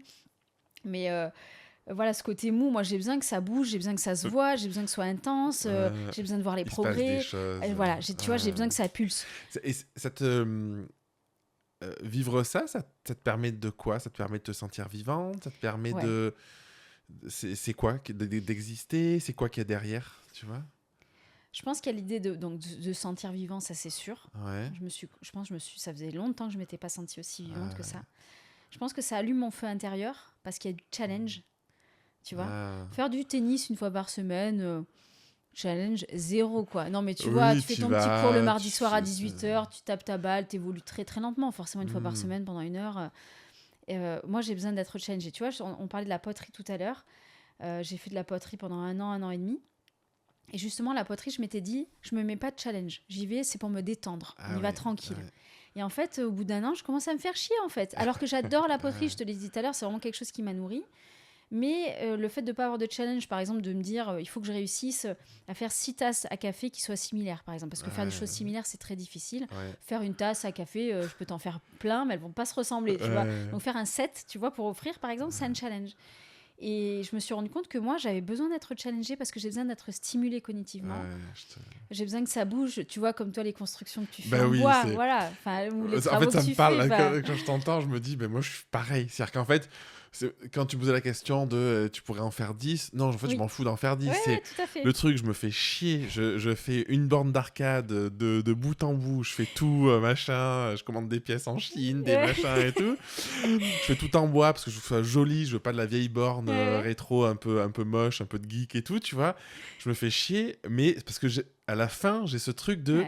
j'ai une valeur apprentissage énorme, une valeur créativité, curiosité aussi. Oui, donc, pareil. il y a ce truc de, comme tu dis, le challenge, en fait, de le faire. Ça pourrait être ça. Ma femme, Elodie, elle me dit tout le temps, en fait, je passe d'un projet à un autre. Parce qu'en fait, dans 6 mois, j'aurais fait ce truc-là, ça m'intéressera plus. Et je voudrais faire autre chose. Et c'est toujours ce truc-là. Tu m'as dit les travaux à la maison. Comment t'as appris? Parce qu'en fait, j'adore. Je vais regarder des vidéos YouTube, le petit tuto, le machin et tout. Et c'est ça qui me nourrit, tu vois. Tout à fait. Sur une tonne de sujets, du coup. Sur une tonne de sujets. Varié. Ce podcast, je suis heureux parce que c'est le premier truc que je tiens dans la durée, longtemps, avec la même énergie. Et c'est parce qu'en fait, ma curiosité, je l'ai là, Elle est parce nourrie qu'on à chaque discute, en rencontre, fait. en fait. Je pourrais en faire, j'allais dire tous les jours, non, mais Ouais. j'ai un épisode toutes les 2 semaines, une interview Ok. toutes les 2 semaines. Je pense que si j'en avais 2 par semaine, je Ouais, tu le ferais. kifferais parce que, Ouais. ouais, tu vois, Ouais, c'est... t'es nourri, en fait. T'as besoin ouais, d'être nourri. Et c'est ça. stimulé. Et chaque rencontre avec chaque nouvelle personne te Exactement. nourrit. Donc, je comprends Ouais. ta vision du challenge, du Ouais. dépassement, d'aller pousser de quoi je suis capable aussi. Oui, c'est aussi se prouver à soi-même. Ouais. Tu vois, j'ai été capable, je sais pas, tu vois, de faire du sport à haute intensité pendant des années. J'ai été capable de faire des travaux. Moi aussi, j'ai fait des travaux, tu vois, je me suis régalée. Quand je dis que on a rénové quelques appartements avec mon ex-compagnon, et moi, mon surnom, c'est Kiki l'enduit. Parce que j'adore faire de l'enduit et parce que, tu vois, je vais regarder des vidéos, je vais à la casse, mais moi, je me régale à la Castorama, le Leroy Merlin, à acheter des matériaux, des trucs. Demain, je pourrais me reconvertir dans la plomberie, tu vois, parce que d'apprendre la plomberie, ça me ferait kiffer. Parce qu'en fait, je peux apprendre sur tous les sujets. Parce que je suis une curieuse. Quand on est un curieux, en fait, je pense, un grand curieux, tu peux t'intéresser à presque tous les domaines. Tu vois. Et parce qu'on a exigence, je pense, un peu aussi. Oui. Parce que tu vois, l'exigence, ça peut être vu comme négativement. Parfois, on peut le percevoir négativement, mais c'est quelque chose qui est assez positif, je trouve, parce que l'enduit, moi, je veux qu'il soit nickel, tu vois, mon enduit. Donc, s'il faut que je refasse, que je repense, que je refasse, ben, je veux qu'il soit nickel. Et si t'as pas l'exigence, en fait, tu vas le faire, c'est pas grave, et tu fais le truc un peu à moitié, tu vois. La différence pas entre grave. faire et bien faire. Ouais. Ça, c'est quelque chose qui est très important pour moi. Mais un truc que ma psy m'avait dit, qui m'avait marqué, c'est elle m'avait dit, parce que moi, je culpabilisais un peu d'être trop exigeant, elle m'avait dit, c'est pas un problème, parce que t'as ton phare, t'as ton endroit à aller, mais il faut accepter d'avoir de l'indulgence. Oui. Et c'est cette métrique, je trouve, supplémentaire de... C'est OK d'être exigeant, mais avec l'indulgence de... si j'étais mon enfant, mon propre enfant, qu'est-ce que je me dirais, tu vois, et de... C'est OK, je vais bien le faire, mais je peux prendre un peu plus de temps, je vais m'arrêter, et ça ne devient pas négatif ou nocif pour toi, tu vois. Mais je crois que ce que tu décris, je ne l'avais pas avant. J'avais que l'exigence et le perfectionnisme. Et je crois qu'aujourd'hui, je suis capable, comme toi, tu vois, de faire des passes d'enduit. On a recouvert un mur dans une salle de bain, j'ai acheté un enduit tout prêt, si tu veux, tu sais, les enduits, bon bref, on s'en fout. Et j'ai passé plusieurs couches et à un moment donné, c'était pas parfait, mais je me suis dit, c'est suffisamment bien par rapport à l'exigence que je pouvais y mettre et le niveau de compétence que j'ai eu. Tu vois, donc aujourd'hui, je pense que j'ai la sagesse de réussir à concilier le côté perfectionniste, exigeant, avec c'est bon, c'est OK, on est sur de la réno. On vieillit. On vieillit aussi. Puis aussi de se dire le ratio temps passé et gain, tu vois. On a moins de temps aussi, hein. Du coup, on vieillit. C'est ça que ça me fait écho, on veut l'utiliser aussi d'une bonne façon, entre guillemets, d'une façon qui nous paraît... Tout à fait. Cette notion-là de ratio temps passé, gain observé, je trouve qu'avavec l'âge, je ne me posais pas cette question quand j'avais 30 ans. Mais pourtant, il ne s'est pas passé beaucoup de temps. J'ai 39, tu vois, en 19 ans, ça va, c'est pas non plus énorme. Mais en fait, s'approcher de la quarantaine, c'est se dire, OK, bah, en fait, je me rapproche d'un âge qui commence à être plus vieillissant. Et donc, j'ai moins de temps potentiel sur Terre. Hein. Donc, on veut moins gaspiller le temps, tu vois. Ouais, tu as raison. Et c'est les enfants, moi aussi, qui m'ont beaucoup aidé là-dessus. Parce que je me suis vu... avec mon exigence, mon niveau d'exigence, commencer à dire à mes enfants non, fais pas ci, fais pas ça, ou essayer de pousser, machin, et de voir qu'en fait c'était contre-productif. Parce que ça les empêchait d'explorer une nouvelle façon de faire. Et du coup, je me suis questionné de quelle manière ça m'empêche d'explorer peut-être certaines choses dans ma vie. Génial, tu vois. Génial. Et ça rejoint le temps. C'est qu'en fait, si tu passes 4 jours à faire ton mur, au lieu d'un jour, bah, c'est 3 jours où tu n'as pas exploré autre chose peut-être, tu vois. Et du coup, moi, de le voir mes enfants, de ce truc de lâcher un peu, tu vois. Et de voir qu'en fait, on peut lâcher, on peut être heureux parce que tu les vois, ils sont épanouis, que ça ouvre d'autres espaces que tu n'aurais pas. Et pareil, de rééquilibrer, en fait. Finalement, ça revient toujours à un peu ce truc-là. Quelle sagesse. Quelle sagesse. Non, mais c'est vrai, c'est vrai. Mais nos enfants sont nos maîtres. Moi, je trouve. Hein. Oui. Ben, moi, j'ai pas cette chance-là d'avoir des enfants qui m'apprennent des choses, mais je vois autour de moi les parents qui nous disent, mais en fait, tu crois que tu vas apprendre des choses à ton enfant. Bien sûr, tu lui apprends, mais en fait, ton enfant, il t'apprend un milliard de trucs. Quoi. C'est ça qui est beau. Tu choisis une autre question ? Donc, tu as dit le 1, tu peux plus dire le 1. 5. Ah, 5. Ah, bah, tu vois, on va rester dans les enfants. Qu'est-ce qui t'émerveille encore aujourd'hui, comme quand tu étais enfant ? Les animaux, sans hésiter. Ok, c'est venu direct. Les animaux sans hésiter. C'est mon univers. L'univers animalier, c'est... je sais pas, je trouve que c'est fascinant. Je peux avoir vraiment un regard d'enfant. Waouh, comme ça, waouh, waouh, tu vois, je peux vraiment Ah être ouais. comme une gamine. Les animaux et la nature de manière générale, si on extrapole un peu, donc un coucher de Ah. soleil, regarder, tu vois, j'ai fait un bivouac il y a 1 an et demi pour aller voir les bouquetins dans le Vercors. Et je suis partie avec un photographe animalier faire un stage de 3 jours Trop avec bien. 2 autres personnes. Et on a fait un bivouac le deuxième soir. Mais je sais pas si j'ai été un jour plus heureuse que ça. Plus émerveillé que ça, Les quoi. étoiles, mais j'étais dans le sac de couchage comme ça, hein, fermé comme ça, tellement il faisait froid. Et je me disais, c'est la plus belle nuit de ma vie. Je me disais, je suis à Ah ouais. Disneyland. Ah Je non, mais me ça suis me parle répété de ça, fou, tellement ouais. c'était. Je te jure, dans ma tête, je me disais, waouh, waouh, waouh, j'arrêtais pas. Ça m'émerveille en fait. La nature, les étoiles, le soleil, l'herbe, tous les animaux. Voilà. Je suis une enfant sur ça, vraiment. Ouais, tu vois, plus on avance dans l'échange, et puis je me dis, je sais pourquoi je t'apprécie autant. Ouais. Ça me parle de fou, ce Ouais. côté, ouais, ce côté. Et est-ce que, est-ce que tu as le sentiment, alors, j'ai une de mes meilleures amies, elle a ce truc comme toi de la nature, les Mm. animaux, la connexion et tout. Et elle, en fait, en creusant, elle s'est rendue compte qu'elle avait développé cette connexion à l'extérieur parce que justement, ça me fait penser à ton histoire, je sais pas Oui. si ça va te parler, mais un peu perception de manque d'amour, perception de Ah oui. lien, tout ça Ah dans ouais. l'enfance avec ses parents, et ses frères et sœurs, elle se sentait un peu exclue. Ben, sa manière d'être connectée, elle sentait un manque de connexion. Ok. Sa manière d'être connectée au monde, ça a été de se connecter à la nature, Ah ouais. se Ok. connecter aux animaux, se Ok. connecter à son environnement. Il n'y a pas une journée où elle ne sort pas à promener. Elle a un Ok. chien, Ok. c'est son bébé. Ah ouais. Elle l'appelle bébé loup, tu vois, c'est Ah un ouais. chien loup. Et c'est ce truc de ce manque-là dans l'enfance Mm. l'a poussé à avoir cette connexion très intime avec la nature, Ouais, le vivant, en l'environnement, le fait. vivant. Ouais, ouais, Et ok. voilà, donc est-ce que c'est quelque chose qui te parle Je ferai une ou... connexion un peu différente. Je dirais que je pense que c'est ça qui me permettait de connecter avec mes parents. Ah, Parce que je me souviens très bien, quand j'étais petite, avant mes 10 ans, on habitait dans une maison où quand on levait les stores le matin, il y avait, en fonction des périodes, il y avait des petites rainettes vertes qui étaient collées entre la vitre et le ah, store. carrément collé, quoi. Et collées, pas mortes, hein, elles Oui, oui, étaient... oui, mais je veux dire, elle voilà. était là, quoi. Et du coup, je les ramassais le matin, je les mettais dans une petite boîte et je leur attrapais des mouches dans la journée, je mettais des herbes dedans. Et en fait, c'était un peu l'activité avec mes parents, tu vois, d'aller ramasser ça. J'allais ramasser des vers de terre sous les Ah, pierres. Avec mon père, on allait ramasser des têtards. Mon père, il est agriculteur, donc il y a des ruisseaux, des trucs. On allait ramasser des têtards pour observer quand ils allaient devenir des grenouilles. Moi, j'ai eu jusqu'à 8, 9 chats ah chez ouais, moi. ok. Donc j'ai toujours eu plein de chats dans mon lit. Avec ma mère, on faisait accoucher certaines chattes qui avaient du mal à accoucher seules, notamment une personne qu'on avait qui a fait beaucoup, beaucoup de petits.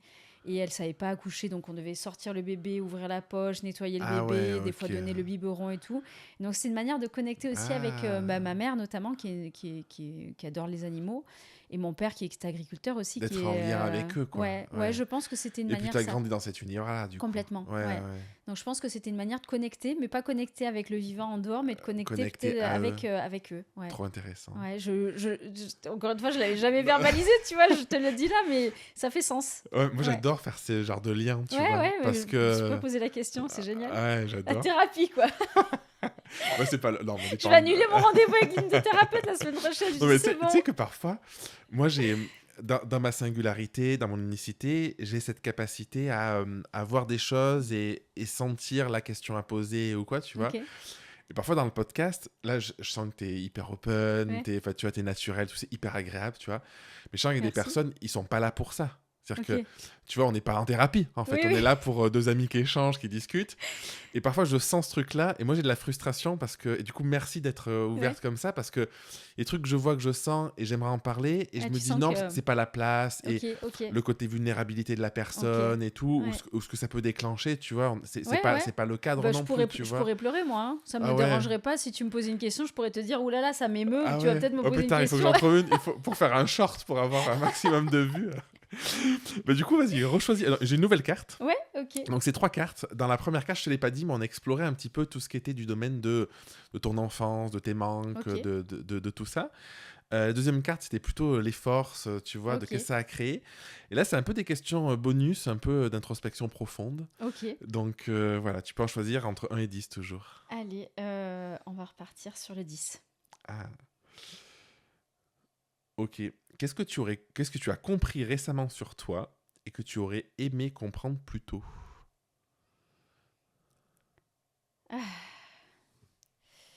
Euh, je crois que j'ai cru longtemps que je ne savais pas aimer. On revient sur les questions On de arrive à l'amour. l'amour. Ouais. Et en fait, je crois que j'ai toujours cru que l'amour s'intellectualisait, qu'il pouvait y avoir quelque chose d'intellectualisé dans l'amour, c'est-à-dire un amour réfléchi, raisonné. Couper du Ouais, ressenti, couper des... ouais. Ouais. Mais je sentais que c'était pas fluide, cet amour-là. Il était là, hein, il y a de l'amour, mais je me disais, je sais pas bien aimer, je sais pas être tendre, être câline, être valorisante. J'avais un regard dur sur moi, sur ma manière d'aimer. Ok. Et là, dans les découvertes que je fais depuis la séparation, je me rends compte qu'en fait, je sais aimer. Je sais aimer. C'est juste que peut-être que j'ai pas aimé que les personnes que j'ai rencontrées auparavant, c'est des personnes que j'ai aimées de manière plus intellectuelle, construite et raisonnée, plutôt qu'un amour qui vient de là. Ouais. Tu vois, Ouais, je vois très un bien. amour qui pulse, un amour plus inconditionnel, un amour qui s'explique pas en fait. Tu vois, qui se vit. ouais, un amour pour lequel tu peux pas mettre de mots en fait. Il y a pas d'explication rationnelle quoi. Tu vois, donc du coup, si tu me reposes, redis-moi la question. Qu'est-ce que tu as compris récemment sur toi Voilà. et que Ouais. tu aurais aimé comprendre plus tôt? Ok, ben, c'est que je suis capable d'aimer. Je suis capable d'un amour je ne pensais pas être capable de donner. Voilà, d'un amour plus pur, plus tendre, plus inconditionnel, plus intense, plus voilà. Je pensais que je n'étais pas capable de ça, et en fait, je le suis. C'est Voilà. beau. Ouais. Écoute, Trop bien, j'adore. c'est assez challengeant pour moi parce que la question de l'amour, c'est une vraie question que je me pose depuis Pourquoi? longtemps. C'est une question... Ben, Alors, déjà, pourquoi c'est pas ok d'avoir juste un amour intellectuel? ouais. Peut-être, tu vois. Et pourquoi c'est une question importante, l'amour? Alors pourquoi c'est pas ok? Enfin, je dis pas ok. Je te dirais pas que c'est pas ok Oui, parce voilà, que oui, je pense que cet amour intellectuel, je l'ai vécu pendant 16 ans avec la ouais. personne avec laquelle je suis restée et on a passé des merveilleux Ouais. moments. Je serais pas restée 16 ans. Hein. Tu peux expliquer ce que tu entends par amour intellectuel d'ailleurs pour que peut-être que les personnes se rendent Ouais, compte c'est pas évident, parce mais que même moi j'ai du mal à mettre des mots dessus ouais. parce que c'est très récent. Euh, je... En fait, c'est un peu l'idée de... On peut avoir des doutes dans le couple, tu vois. Et je dirais que l'amour intellectuel, c'est mon cœur émet quelques doutes sur la relation, mais ma tête va me dire non, attends, c'est un mec super, Ouais. c'est un mec bien sur cet aspect, je m'en fous, tu vois, je vais pas lister les qualités, mais voilà. C'est un amour basé sur des raisonnements logiques. Voilà. Un peu de j'écoute pas trop ce que je ressens Exactement. et en fait logiquement bah si c'est Si, en fait, chouette et si, c'est il est ok. beau, il est Ouais, gentil, il est ouais. ci, il est ça, Alors qu'au fond de pourquoi est-ce que je moi l'aimerais pas, en fait? ouais. Donc le cœur va dire, t'es sûr? Et la tête va dire, ah oui, oui, je suis sûre, en fait, regarde, liste tous les trucs, il y en a, tout va bien, en fait. Et du coup, l'autre amour dont je te parle, celui que je pensais pas être capable de ressentir, c'est presque l'inverse. C'est le cœur, il dit putain, mais qu'est-ce qui se passe? Mais c'est incroyable. Et la raison va dire t'es sûr? Est-ce qu'il faut Tu y vois, aller? Ah voilà, ouais, est-ce que ok. tu vois? Donc, ou pas d'ailleurs, la raison peut aussi dire vas-y, banco, et c'est top, mais cet amour intellectuel, c'est l'amour qui est raisonnable et raisonné, celui qui va lister dans sa tête Ouais, je vois très les bien. avantages de Ok. la relation, alors que l'amour qui part d'ici, directement du cœur, bah, c'est l'amour qui se pose pas de questions en fait. C'est je l'aime. Ouais. Tu Ok, vois ce que je c'est veux dire? intéressant. je... Et c'est quoi ta vision de l'amour aujourd'hui alors? Bah, justement, je me dis l'amour que moi j'ai envie de vivre, et je dis pas qu'il Oui, y en a un qui est pas que toi, valable, moins ouais, ouais, valable que l'autre. J'ai vécu un amour qui était davantage intellectualisé. Il y avait beaucoup de tendresse, tout ça quand même. Hein. J'étais pas dans un calcul rationnel non plus. Non, mais il y avait quand même énormément de tendresse, de connexion, de complicité avec cet homme avec qui je suis restée 15 ans. Il y a pas de doute là-dessus.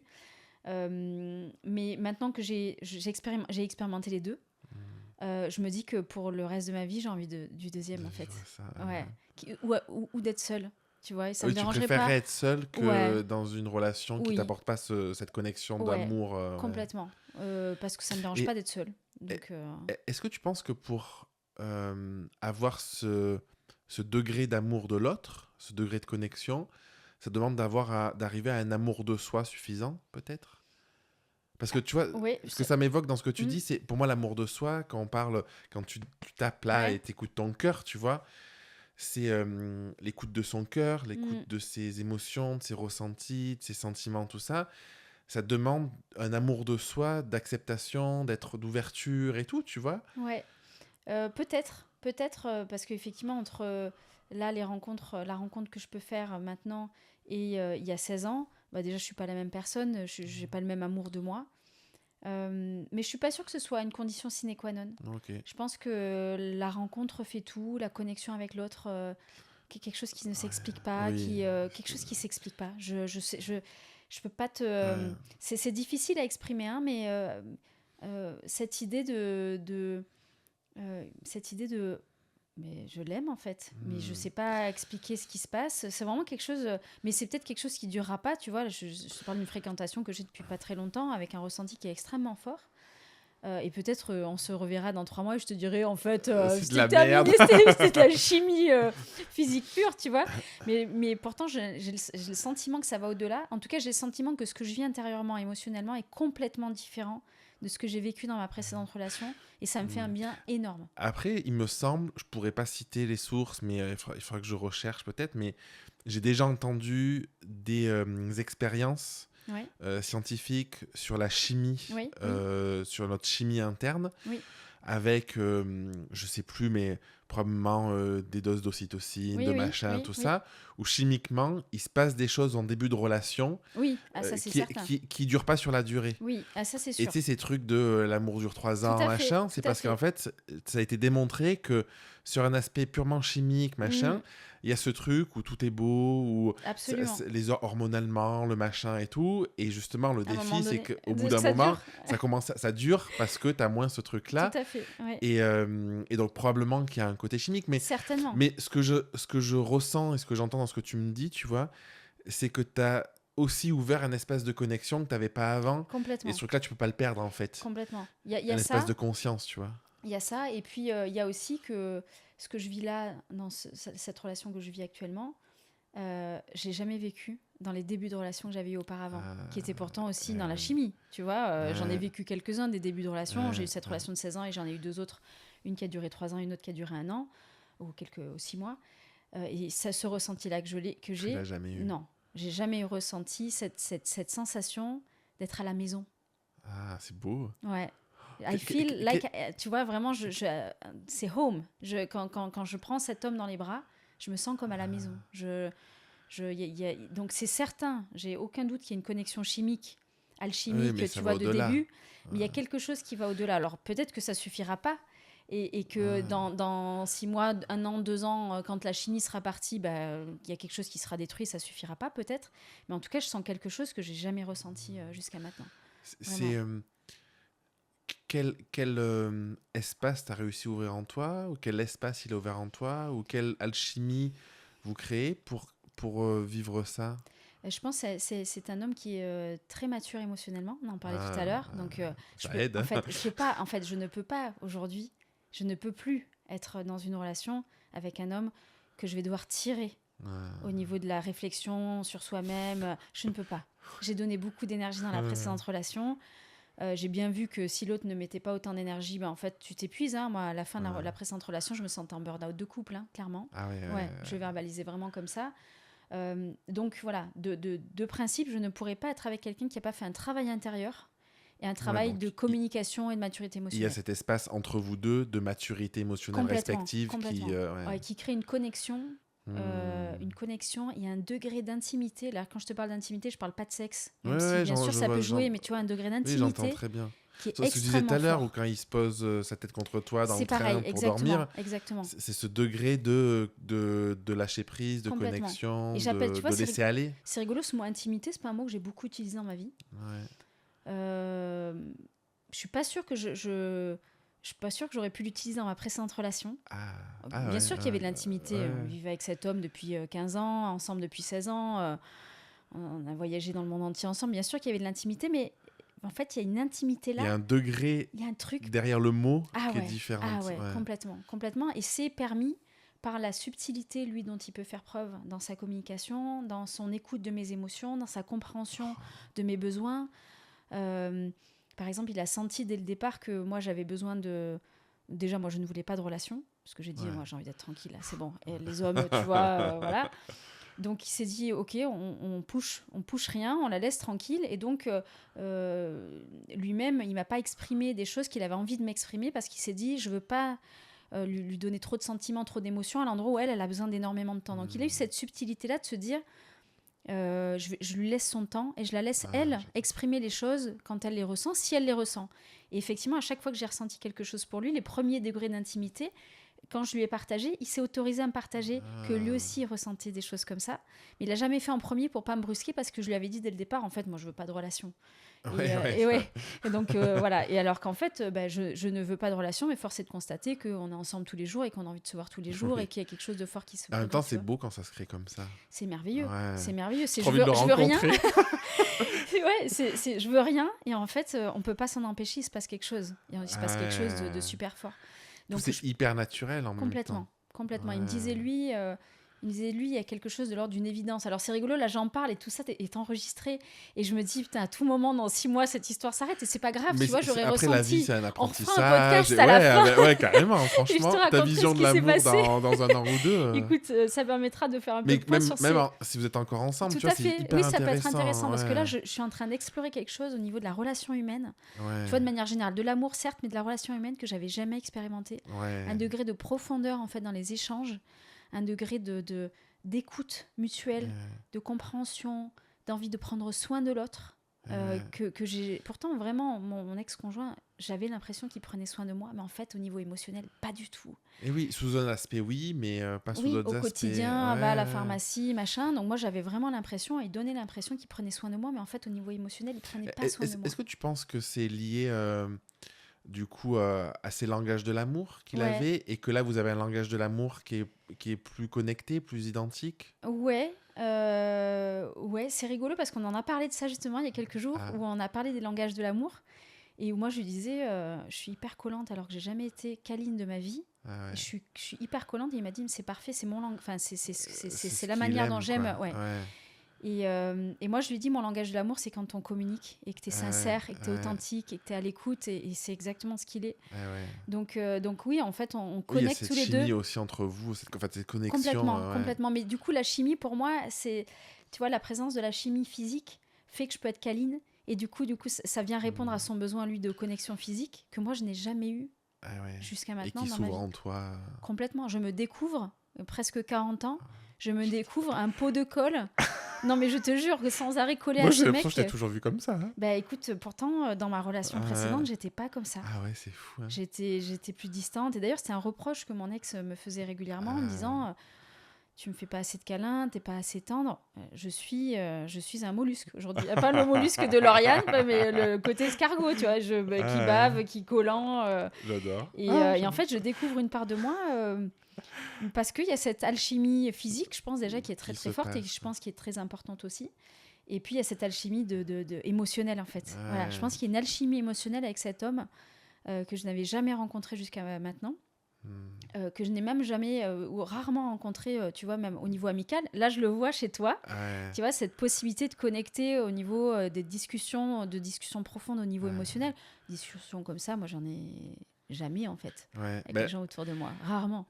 Moi, j'ai de plus en plus... Bon, le podcast, j'en ai, mais amicalement, parce que je choisis, je pense, aussi davantage. Parce que je pense que comme j'ouvre que en fait c'est un espace qui est important et que je cherche ça, des gens que j'aurais moins soupçonnés qui s'ouvrent aussi à ça. Génial. Je pense qu'il y a aussi un effet miroir, tu vois. Complètement. Donc, je suis tout à fait d'accord. Après, c'est vrai que moi, tu vois, le constat que je fais qui est un peu dommage, je trouve, c'est j'ai des connexions comme ça, des discussions comme ça, beaucoup plus avec des femmes que des hommes. Et tu vois, on en est là. On en est là. Et là, je suis en train de me questionner. Je vais probablement ouvrir des cercles de parole d'hommes. Ah, pour génial. justement ouvrir à ça, quoi. Est-ce qu'il y a un message, Saskia, que tu aimerais faire passer, tu vois, ou quelque chose où on a parlé de ce que tu as vécu, on est revenu un peu dans ton enfance, ta vision, dans tout ça, tu vois, on a parlé de plein de sujets. Est-ce qu'il y a quelque chose où tu te dis, je veux pas partir, je veux pas rentrer chez moi, là, sans avoir partagé ce truc qui me tient à cœur, ce truc qui est vraiment fort pour moi, ou ce truc ce message que tu as envie de propager ou que les gens auraient besoin d'entendre, tu vois. Je sais ce que je vais te dire. Ah. C'est en lien avec le sujet qu'on vient d'aborder là juste avant. C'est la connexion avec ce qui se passe ici, avec l'intuition. Je crois que moi, j'ai souvent privilégié d'écouter la raison plutôt que l'intuition et mon cœur.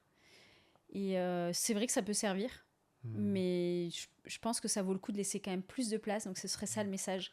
C'est laisser de la place au message que vous envoie votre cœur ou votre âme. Plutôt que de privilégier toujours. Tu sais, un peu comme ce que je te disais tout à l'heure, mon ex-conjoint, il avait deux parts, deux actions, et c'est lui qui décidait. Bah là, c'est pareil. Tu vois, moi, je laisse deux voix, c'est la raison, et une voix, c'est le cœur. Donc, du coup, la raison gagne toujours. Et donc, j'ai envie de dire, bah non, laissez une voix chacun. Voilà, laissez plus de place à ce qui se passe ici, parce que dans le fond, parfois, quand on a du mal à prendre une décision, c'est parce qu'il y a un battle entre le cœur et la raison. Et tu vois, j'ai vu un truc sur Instagram récemment. Parfois, quand tu as du mal à prendre une décision, tu prends une pièce, tu dis pile quelque chose face l'autre décision. Et quand elle tourne, demande-toi ce que tu espères qui va tomber. Parce que ce que tu espères qui va tomber, c'est certainement ce que tu as vraiment envie de faire. Et souvent, ce qu'on espère, c'est ce qui se passe ici. Et c'est souvent la raison qui vient de dire non, mais ce serait quand même mieux de rester dans ce boulot, rester avec cette personne, ne pas partir. Enfin, tu vois, peu importe. Donc voilà, faites confiance, donnez plus de place à ce qui se passe dans le cœur. Moi, j'ai une pièce là sur mon bureau. C'est une technique que j'utilise en coaching. La personne, quand elle a deux choix qu'elle n'arrive pas à choisir, jette la pièce. Je dis pile, c'est quoi, face, c'est quoi. Jette la pièce, elle tombe. Et en fait, ce qui est important, c'est pas où elle tombe, c'est de lui dire ok, bah tu fais ça. Et si la personne, en fait, oh non, c'est qu'en fait, c'est pas ça. Ressenti. Alors que tu dis ah, ok, c'est que c'était ce qui s'est. Et tu vois, et c'est trop bien. C'est trop bien ce ressenti. Dans le fond, on sait ce qu'on a envie de faire, on sait si on a envie de quitter ce boulot, quitter cet homme, enfin, tu vois, peu importe le... Comment tu sais c'est quoi les indicateurs? Parce que je pense qu'on a ce degré de... on a appris à avoir ce ressenti, mais moi, il y a 10 ans, 15 ans, 20 ans, tu me dis, oh, tu sais, non, je sais rien, tu vois. C'est quoi, toi, tes indicateurs? Comment tu arrives à ressentir? C'est quoi qui fait que tu te dis, je sais? Je pense que c'est la voix spontanée. La voix spontanée qui tu vois, imagine, si on parle d'un boulot, par exemple, tu arrives le matin, imaginons tu es orthophoniste, comme moi j'ai l'été, tu arrives au cabinet le matin et tu as une voix qui dit, oh là là, j'ai pas envie d'y aller. Alors, je te dis pas une fois, hein, c'est bien sûr, c'est normal d'avoir... t'es fatigué, t'as pas dormi. Bien sûr, mais on va dire que de manière récurrente, il y a ce truc de, j'ai pas envie d'y aller. Et puis après, tu as l'autre voix qui prend le relais. C'est la raison. Ouais, enfin, quand même. Tu as fait 5 ans d'études, tu as passé tes concours, ou tu as fait tes dossiers. Tu gagnes bien ta vie, c'est un boulot valorisant, et puis ton conjoint il gagne pas trop bien sa vie, il faut quand même compenser financièrement. Et là, bla bla bla bla bla. C'est la deuxième voix qui vient donner la raison, mais c'est la première, pour moi en tout cas, c'est comme ça que je fonctionne, c'est la première, c'est-à-dire la voix spontanée, qui fait que, tu vois, c'est ce qui se passait avec mon ex-conjoint probablement, c'est le premier truc, c'est est-ce que je l'aime? Je suis pas sûre de l'aimer, pas sûre de l'aimer comme j'aurais envie d'aimer quelqu'un, et puis la raison, enfin quand même. Tout ce que tu as construit, tout ce que... Et puis, vous vous entendez super bien, vous parlez sur tous les sujets, on peut passer des semaines ensemble à être tous les deux et discuter. Enfin, on s'entendait très, très bien. Mais tu vois, il y avait vraiment ce truc de... la voix spontanée, c'est celle qui se passe ici. Voilà. J'ai apporté un témoignage personnel, je pense, qui va par rapport à ça. C'est que en 2019, j'avais un business avec, pour les photographes, tout ça. Et je me dis, c'est plus ce que j'ai envie de faire. Et je me dis, c'est la voix, c'est celle-ci. Ça, c'est ma voix. Et ça vient en parallèle, la naissance de mon fils, plein de trucs, tu vois, où c'est plus ce que je veux faire. Et en fait, la vie faisant que je reste dans cette voie jusqu'à mon opération du cœur en 2024. Et pour moi, j'ai passé 5 ans dans ce dilemme de me dire, c'est pas ce que je veux faire. C'est pas ce que je veux faire. Ouais, je suis bon. Oui, j'y arrive. Oui, ça rapporte de l'argent. Mais j'avais cette petite voix intérieure C'est de celle-là. je me sens pas à ma place, c'est pas ce que je veux faire. Mm. Ça me demande de l'énergie de trouver du sens, de la fatigue et tout ça. Et du coup, j'apporte ce témoignage de l'importance de faire ça. Alors, bon, je vous souhaite pas ça. Moi, ça a été un truc extrême où c'est allé. Je dis pas que c'est à cause de ça que j'ai eu cette opération, mais en tout cas, moi, je pense que ça joue beaucoup dans le stress que ça génère, dans la pression, dans tout ce que tu te mets, dans ton état de mal-être, en fait, où tu es toujours, comme tu dis, le cerveau, le cœur, ils sont là en mode ben non, je t'écoute pas, je presse, je tape à la porte, je t'écoute pas. Et quand je vois avec le recul la douleur que ça crée, parce que tu es dans la peur de lancer quelque chose de nouveau, la peur que ça marche pas, la peur d'un déséquilibre financier, tous ces trucs-là. Ben en fait, à la fin du compte, je pense que c'est toujours négatif parce que j'aurais pu y rester, du coup, ben, j'aurais tout perdu. Là, je me rends compte la légèreté que j'ai à faire les choses, je bosse 10 fois moins, je machin et tout, enfin tu vois, et ça, je l'aurais jamais eu. Je l'aurais vécu à l'époque en prenant cette décision de j'écoute mon cœur directement, quoi. Ouais, je suis complètement en phase avec ce que tu dis, c'est vraiment ça, cet élan du cœur vient dire quelque chose, la raison vient contredire. Et tu parlais de est-ce que c'est en lien avec ce que tu as eu avec le cœur, on saura jamais, mais je pense que quand même, tu vois, tu me disais comment est-ce qu'on sait la voix. Ben, quand on l'écoute pas, la voix, au bout de quelques années, le corps parle. Le corps parle, ouais. Et moi, j'ai eu des reflux majeurs qui se sont arrêtés juste après la séparation. J'ai encore des troubles digestifs qui commencent à s'atténuer petit à petit. J'avais des douleurs qui ont mis des années à partir, qui sont parties là, comme ça. Je sais pas d'où elles sont parties, mais je les ai gardées pendant des années. Donc, je pense aussi que quand l'intuition vient 150 fois, 200 fois dans l'année dire quelque chose, que ce soit quitte ton job, quitte ton mec, peu importe, et qu'on l'écoute pas, ben à un moment donné, le corps, en fait, il y a d'être dans ce vécu de peur, dans cet état d'esprit du manque, d'être dans la constriction, la restriction, ben, ça a un impact sur le corps, en fait. Alors que quand on est dans l'expansion, la légèreté, la joie, il y a aussi quelque chose qui se passe de positif dans le corps. Et je pense qu'à un moment donné, quand on n'écoute pas notre voix intérieure, c'est notre corps qui nous parle, jusqu'à ce que parfois, il nous mette à l'arrêt. Tu vois, d'une manière ou d'une autre. De toute façon, tu le vois, toutes les personnes en burn-out et tout, au bout d'un moment, ça peut plus fonctionner, en fait. Tu fais pendant des années.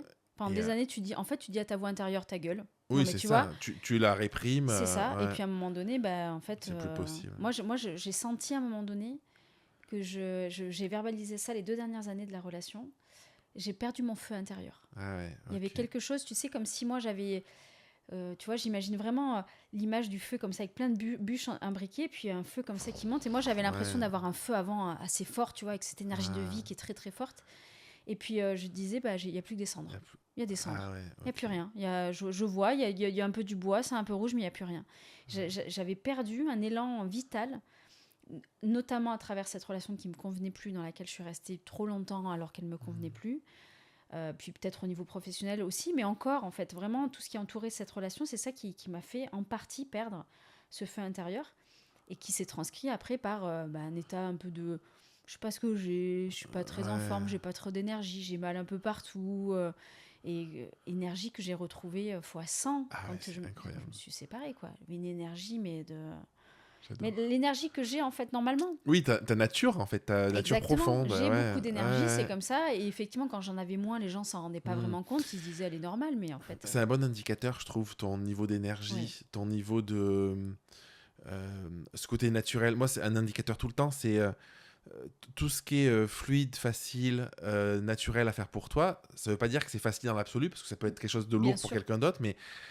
c'est un bon indicateur de t'es sur le bon chemin et il y a quelque chose qui est aligné. S'il y a de la friction, tu te poses des questions tout le temps et tout. Exactement. Si c'est pas... Non, mais c'est vrai, si c'est regardez-nous pas naturel... sur YouTube, froncez les sourcils.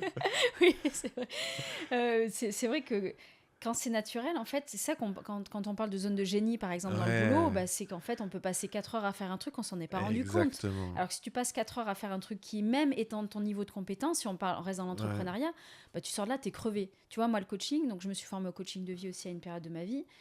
J'adore faire du coaching, je trouve que c'est un game changer pour les gens. Mais quand je fais du coaching, je sors de là, je suis morte. Tu me disais la dernière fois, je suis KO. Alors que quand je crée du matériel, par exemple, ou je suis dans la création de nouveaux projets, je peux passer la journée entière, j'ai pas vu passer le temps, en fait. Passer 8 heures, et c'est comme si j'avais passé une, tu vois. Et c'est là, cette différence-là. Et je pense que dans les relations qu'on vit aussi, si t'es avec, tu vois, si je passe du temps avec Lauriane Ouais. et Bastien, je sais pas, on se rejoint à 18h et c'est 1h du matin, j'ai pas vu le temps passer, on s'est régalé, on a pouffé de rire et c'était génial. Je vais passer du temps avec d'autres personnes. À 21h30, je vais me Je dire, suis je suis fatiguée, fatigué. je vais rentrer, tu vois. Et on en parle avec Ça, c'est un super indicateur aussi. énorme indicateur. Ouais, On ouais. en parlait avec, je sais pas si tu la connais, Sandra de Soma Soa, compte sur Instagram qui parle de dev perso pour les femmes. Ah non. Et Sandra, c'est une personne que j'estime beaucoup. Et on en parlait de ça que, en fait, on a parfois été catégorisé de personnes un peu pas très fun ou un peu sauvages parce que, genre, à 21h, on disait, ouais, je suis KO, les gars, je vais rentrer. Alors qu'en fait, moi, si je m'éclate avec toi, je peux aussi être KO, bien Oui, sûr. mais si c'est passionnant, tu vas J'ai avoir envie de rester, l'énergie en de fait. rester. Ouais. Voilà. Tu vois, Oui, je suis pareil. Donc là, c'est pareil. Quand c'est naturel, en Ouais. fait, on est énergisé par ce qu'on est en train de faire. Ouais. Alors que quand c'est pas naturel, on perd de l'énergie. Il y a vraiment cette Oui, idée de oui. fluide, tu Ouais. vois, de trucs. Soit la chose que je fais ou la personne avec qui je suis me donne de l'énergie et je me sens bien, soit j'en perds. Moi, tu le vois, hein, sur le côté discussion profonde, ça m'est arrivé plein de fois de me faire chier, d'être fatigué, de me dire je vais rentrer, même dans une soirée et Ouais. tout. D'un coup, hop, la petite accroche là, De où tu quelqu'un, sens ouais. machin, et puis 2 heures après, t'es T'es encore là en fait. Ouais, bien sûr. Et tu refais le monde, et Bien tu sûr. parles et tout. Et ça, c'est ce que tu dis, c'est la métrique de c'est quoi ton niveau d'énergie dans l'instant, de ton Complètement. feu intérieur, comment tu te sens, est-ce que ça te fait Complètement. vibrer, est-ce que t'es là, t'es au taquet, ou est-ce que ça te fait chier et t'as Ouais. pas Et envie du coup, d'être là, c'est quoi. encore une fois le cœur qui parle. Ouais. C'est-à-dire, si je connecte avec une personne sur un sujet de conversation, c'est une connexion presque de cœur à cœur ou d'émotion à émotion. Ouais. Alors là où la raison va peut-être te dire non mais quand même c'était une bonne soirée, je vais rester encore un petit Ouais. peu, faire des discussions business ou machin. Les injonctions, il faut, Voilà, je dois, oui, c'est un machin, peu tôt, ouais. puis quand même fais un effort. Et puis Ouais. non, en fait, si tu t'éclates, tu fais pas d'effort, en fait, Ouais. tu vois. Mais dans la relation, c'est pareil. Alors bien sûr, après, quand tu construis une relation amoureuse sur le long terme, il y a des efforts à faire, c'est une évidence. Mais je veux dire, de manière générale, dans le relationnel, si c'est fluide en fait. Enfin, Ouais. moi, je sais pas toi, mais moi, quand je t'ai rencontré, Mais direct, c'était fluide y a tout de suite. Et pas de question, ouais. voilà, et tu vois, il y a des rencontres comme ça. Ben, Lauriane, que tu m'as fait Ouais. rencontrer, c'était pareil en fait. Ouais. Tu m'as fait rencontrer Lauriane tout de suite au restaurant. J'ai accroché et on s'est vu le lendemain avec Lauriane et Bastien. Et depuis, on se voit régulièrement. C'est une vraie Incroyable. amie, tu vois. Mais parce que. Ouais, c'est naturel. Mais tu vois, c'est ce que je te disais avec Ouais. l'amour tout à l'heure. Ouais. Il y a quelque chose que tu n'expliques pas. Ouais. Je peux pas expliquer pourquoi quand j'étais rencontrée ou quand j'ai rencontré Lauriane, dans le premier quart d'heure où on s'est rencontrés, il y a quelque chose dans le sourire, dans la manière de parler, le sujet de conversation, tu vois, Je le pense regard. moi, je le vois aujourd'hui comme un peu une connexion d'âme à âme, tu vois, où en fait, on a suffisamment grandi, avancé, évolué sur l'espace de la conscience, de la sensibilité, l'hypersensibilité sur plein d'aspects où c'est pas palpable. C'est pas palpable. Il y en a qui parlent de spiritualité et tout ça, tu vois, mais c'est ce truc de ça se connecte, quoi. Ouais, il n'y a pas de mots. Il y a C'est pas ce de que je te ouais, disais pour il y a pas de l'amour. mots, c'est ça. Ouais. Ce que je te disais pour l'amour tout à l'heure. Ouais. Il y a ce truc de c'est comme ça en fait. Je constate c'est comme que ça. cette personne, je l'ai rencontrée et tout de suite j'ai adhéré au personnage en fait. Et il y a pas quelque chose de l'ordre d'un amour inconditionnel, je sais pas si on peut dire ça, mais ouais, c'est bon. Mais quelque chose. En fait, l'amour, si on voit l'amour avec le grand A. Tout à fait, absolument. C'est ce truc-là. C'est l'amour dans un peu sa pureté. Je sais pas comment on peut le qualifier. Oui, non, mais je suis d'accord parce qu'on parle d'amour en général pour les relations amoureuses. Mais moi, je suis tout à fait d'accord pour parler d'amour avec un grand A. Moi, j'ai de l'amour pour mes amis. J'ai de l'amour pour, tu vois, pour des animaux. Il y a vraiment. Et je pense que quand il y a une connexion comme ça d'âme à âme, c'est tout de suite. C'est tout de suite. En tout cas, c'est rapide. Et c'est naturel, c'est évident, et il n'y a pas de mots dessus, et c'est juste ça se passe, quoi. J'adore. Ouais. Je pense qu'on va finir là-dessus, parce que c'est beau ce qu'on dit.